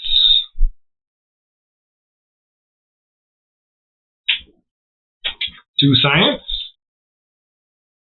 3 science, 4 science. Oh, we actually got an extra liberation here. So let's go back, and he needs an additional 3 points for liberation. So instead of 18, he would be at 21 for liberation. 21. Sounds good. And then he has 2 over here, so we have 1, 2, 3, 4, 5, 6 science, and he has a multiplier of 4, so it's going to give us 24 points for science. For science, 24 points. All of these cards are now gone because they don't have any other symbols on them. Next up, we have Wonders Seen. So, oh yeah, this guy gets +1 PP each for Wonders Seen. So we have a multiplier of 7 on the Wonders Seen. So, +1 PP. So these are both 2. So right now we're at 14. This is 3 times 7. We're at 21. Plus another 7 is 28. So we have, let's see, 2, 4, 6, 8. Oh, I was not doing math right there. 1 BP for each. So each one of these is +1. So 2, 4, 6, 8. 8 times 7 is 56. 56. I'll have to go back and tally all this up. So that one's dead. We don't need that one anymore. We don't need that one. Yep. We've counted all of these. All of those are good. Next up, we have ship resource penalties. So now we start minusing points off for our minuses here. So nothing here. Here we lose 5 points, and we lose 5 points here. So we're just going to lose a flat 10. So we shall just put the 10 up there, -10. Boom. Next up, scouring the sea. So we just get, we count up these guys. So we get 8 points for scouring the seas. So we are here. And the last thing is characters remaining. So we've got 4, 7 for our 2 people here. And then we had, so this is gone. So we have 2, 4, 8. 8 plus 11 is 19 points. So we have 19 for peoples.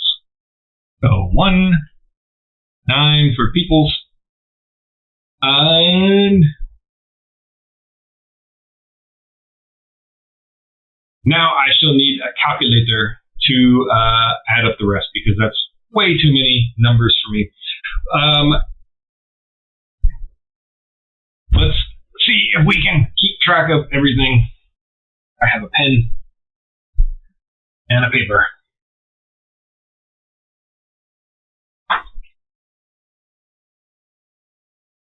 Was not expecting to win, and I did not win, so let's see. I should have been writing these down as I was putting them up there. So for the warships, we have 8 points for warships. Great. 8 points for warships. For non-warships, we have 14 points. 14 for non-warships.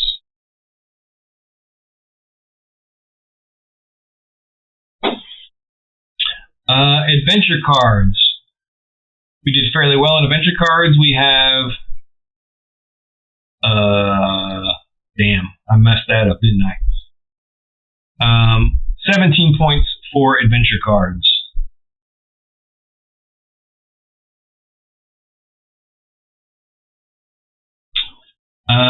Treasures. Treasures we did fairly well. We had 45 points for treasures.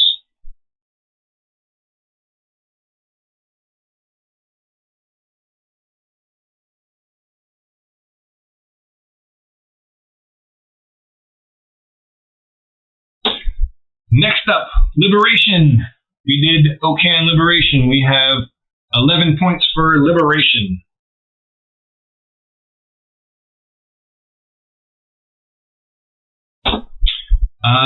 Next up, Science. We did really good on Science. We had 20.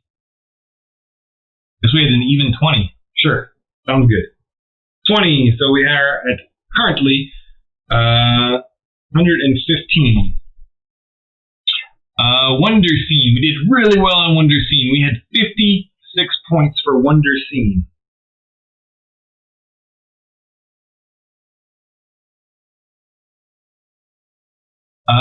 Wonder Scene.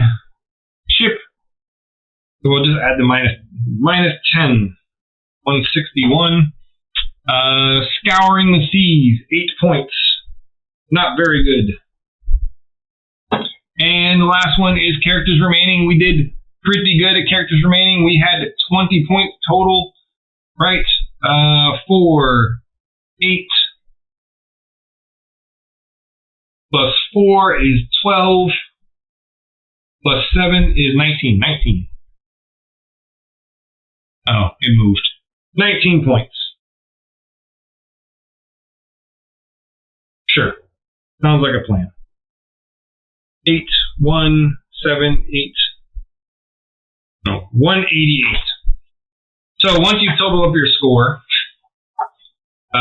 you will go into the back, and depending on which motive you were doing, which in our case we were doing Explore, we're going to look up Explore, and we're going to see what we did.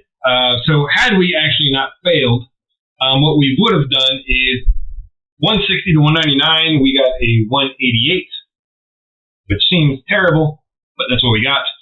We are a failure.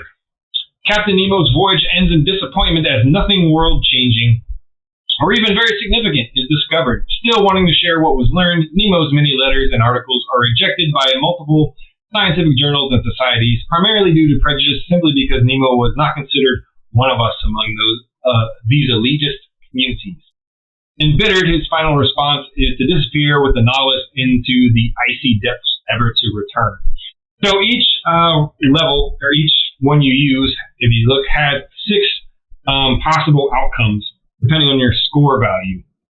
So you have defeat, failure, inconsequential, notable, success, and triumph.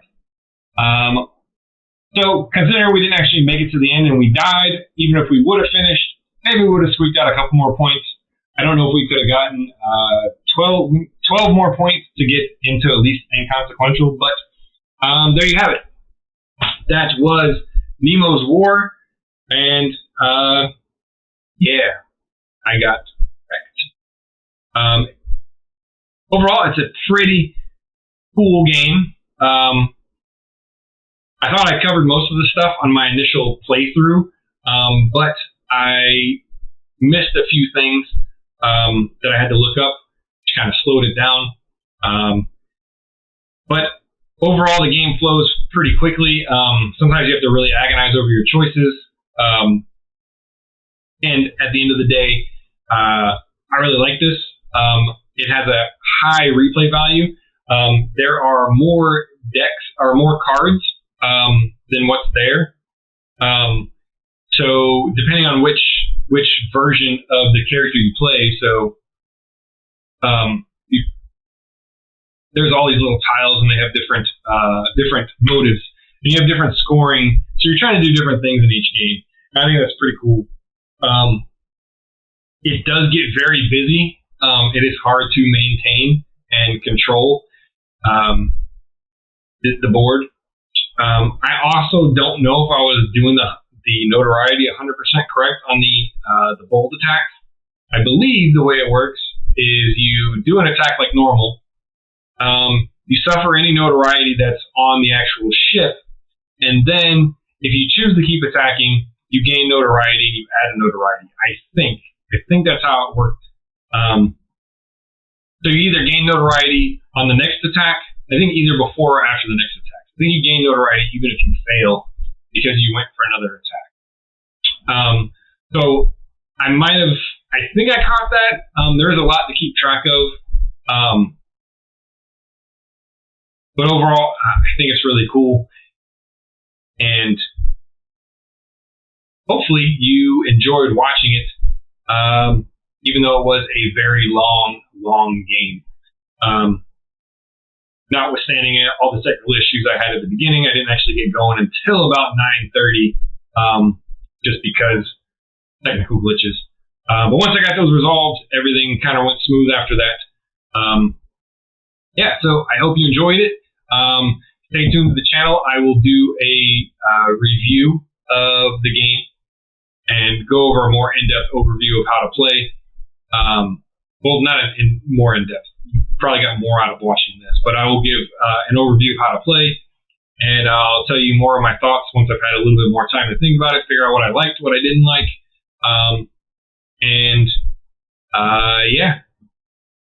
keep watching and check the links for our Discord. Come and chat with us. We have a nice little community going there. It's not a lot of people yet, but the more people join, the more we'll have to chat with and to talk to. So thanks for watching. I hope you enjoyed it.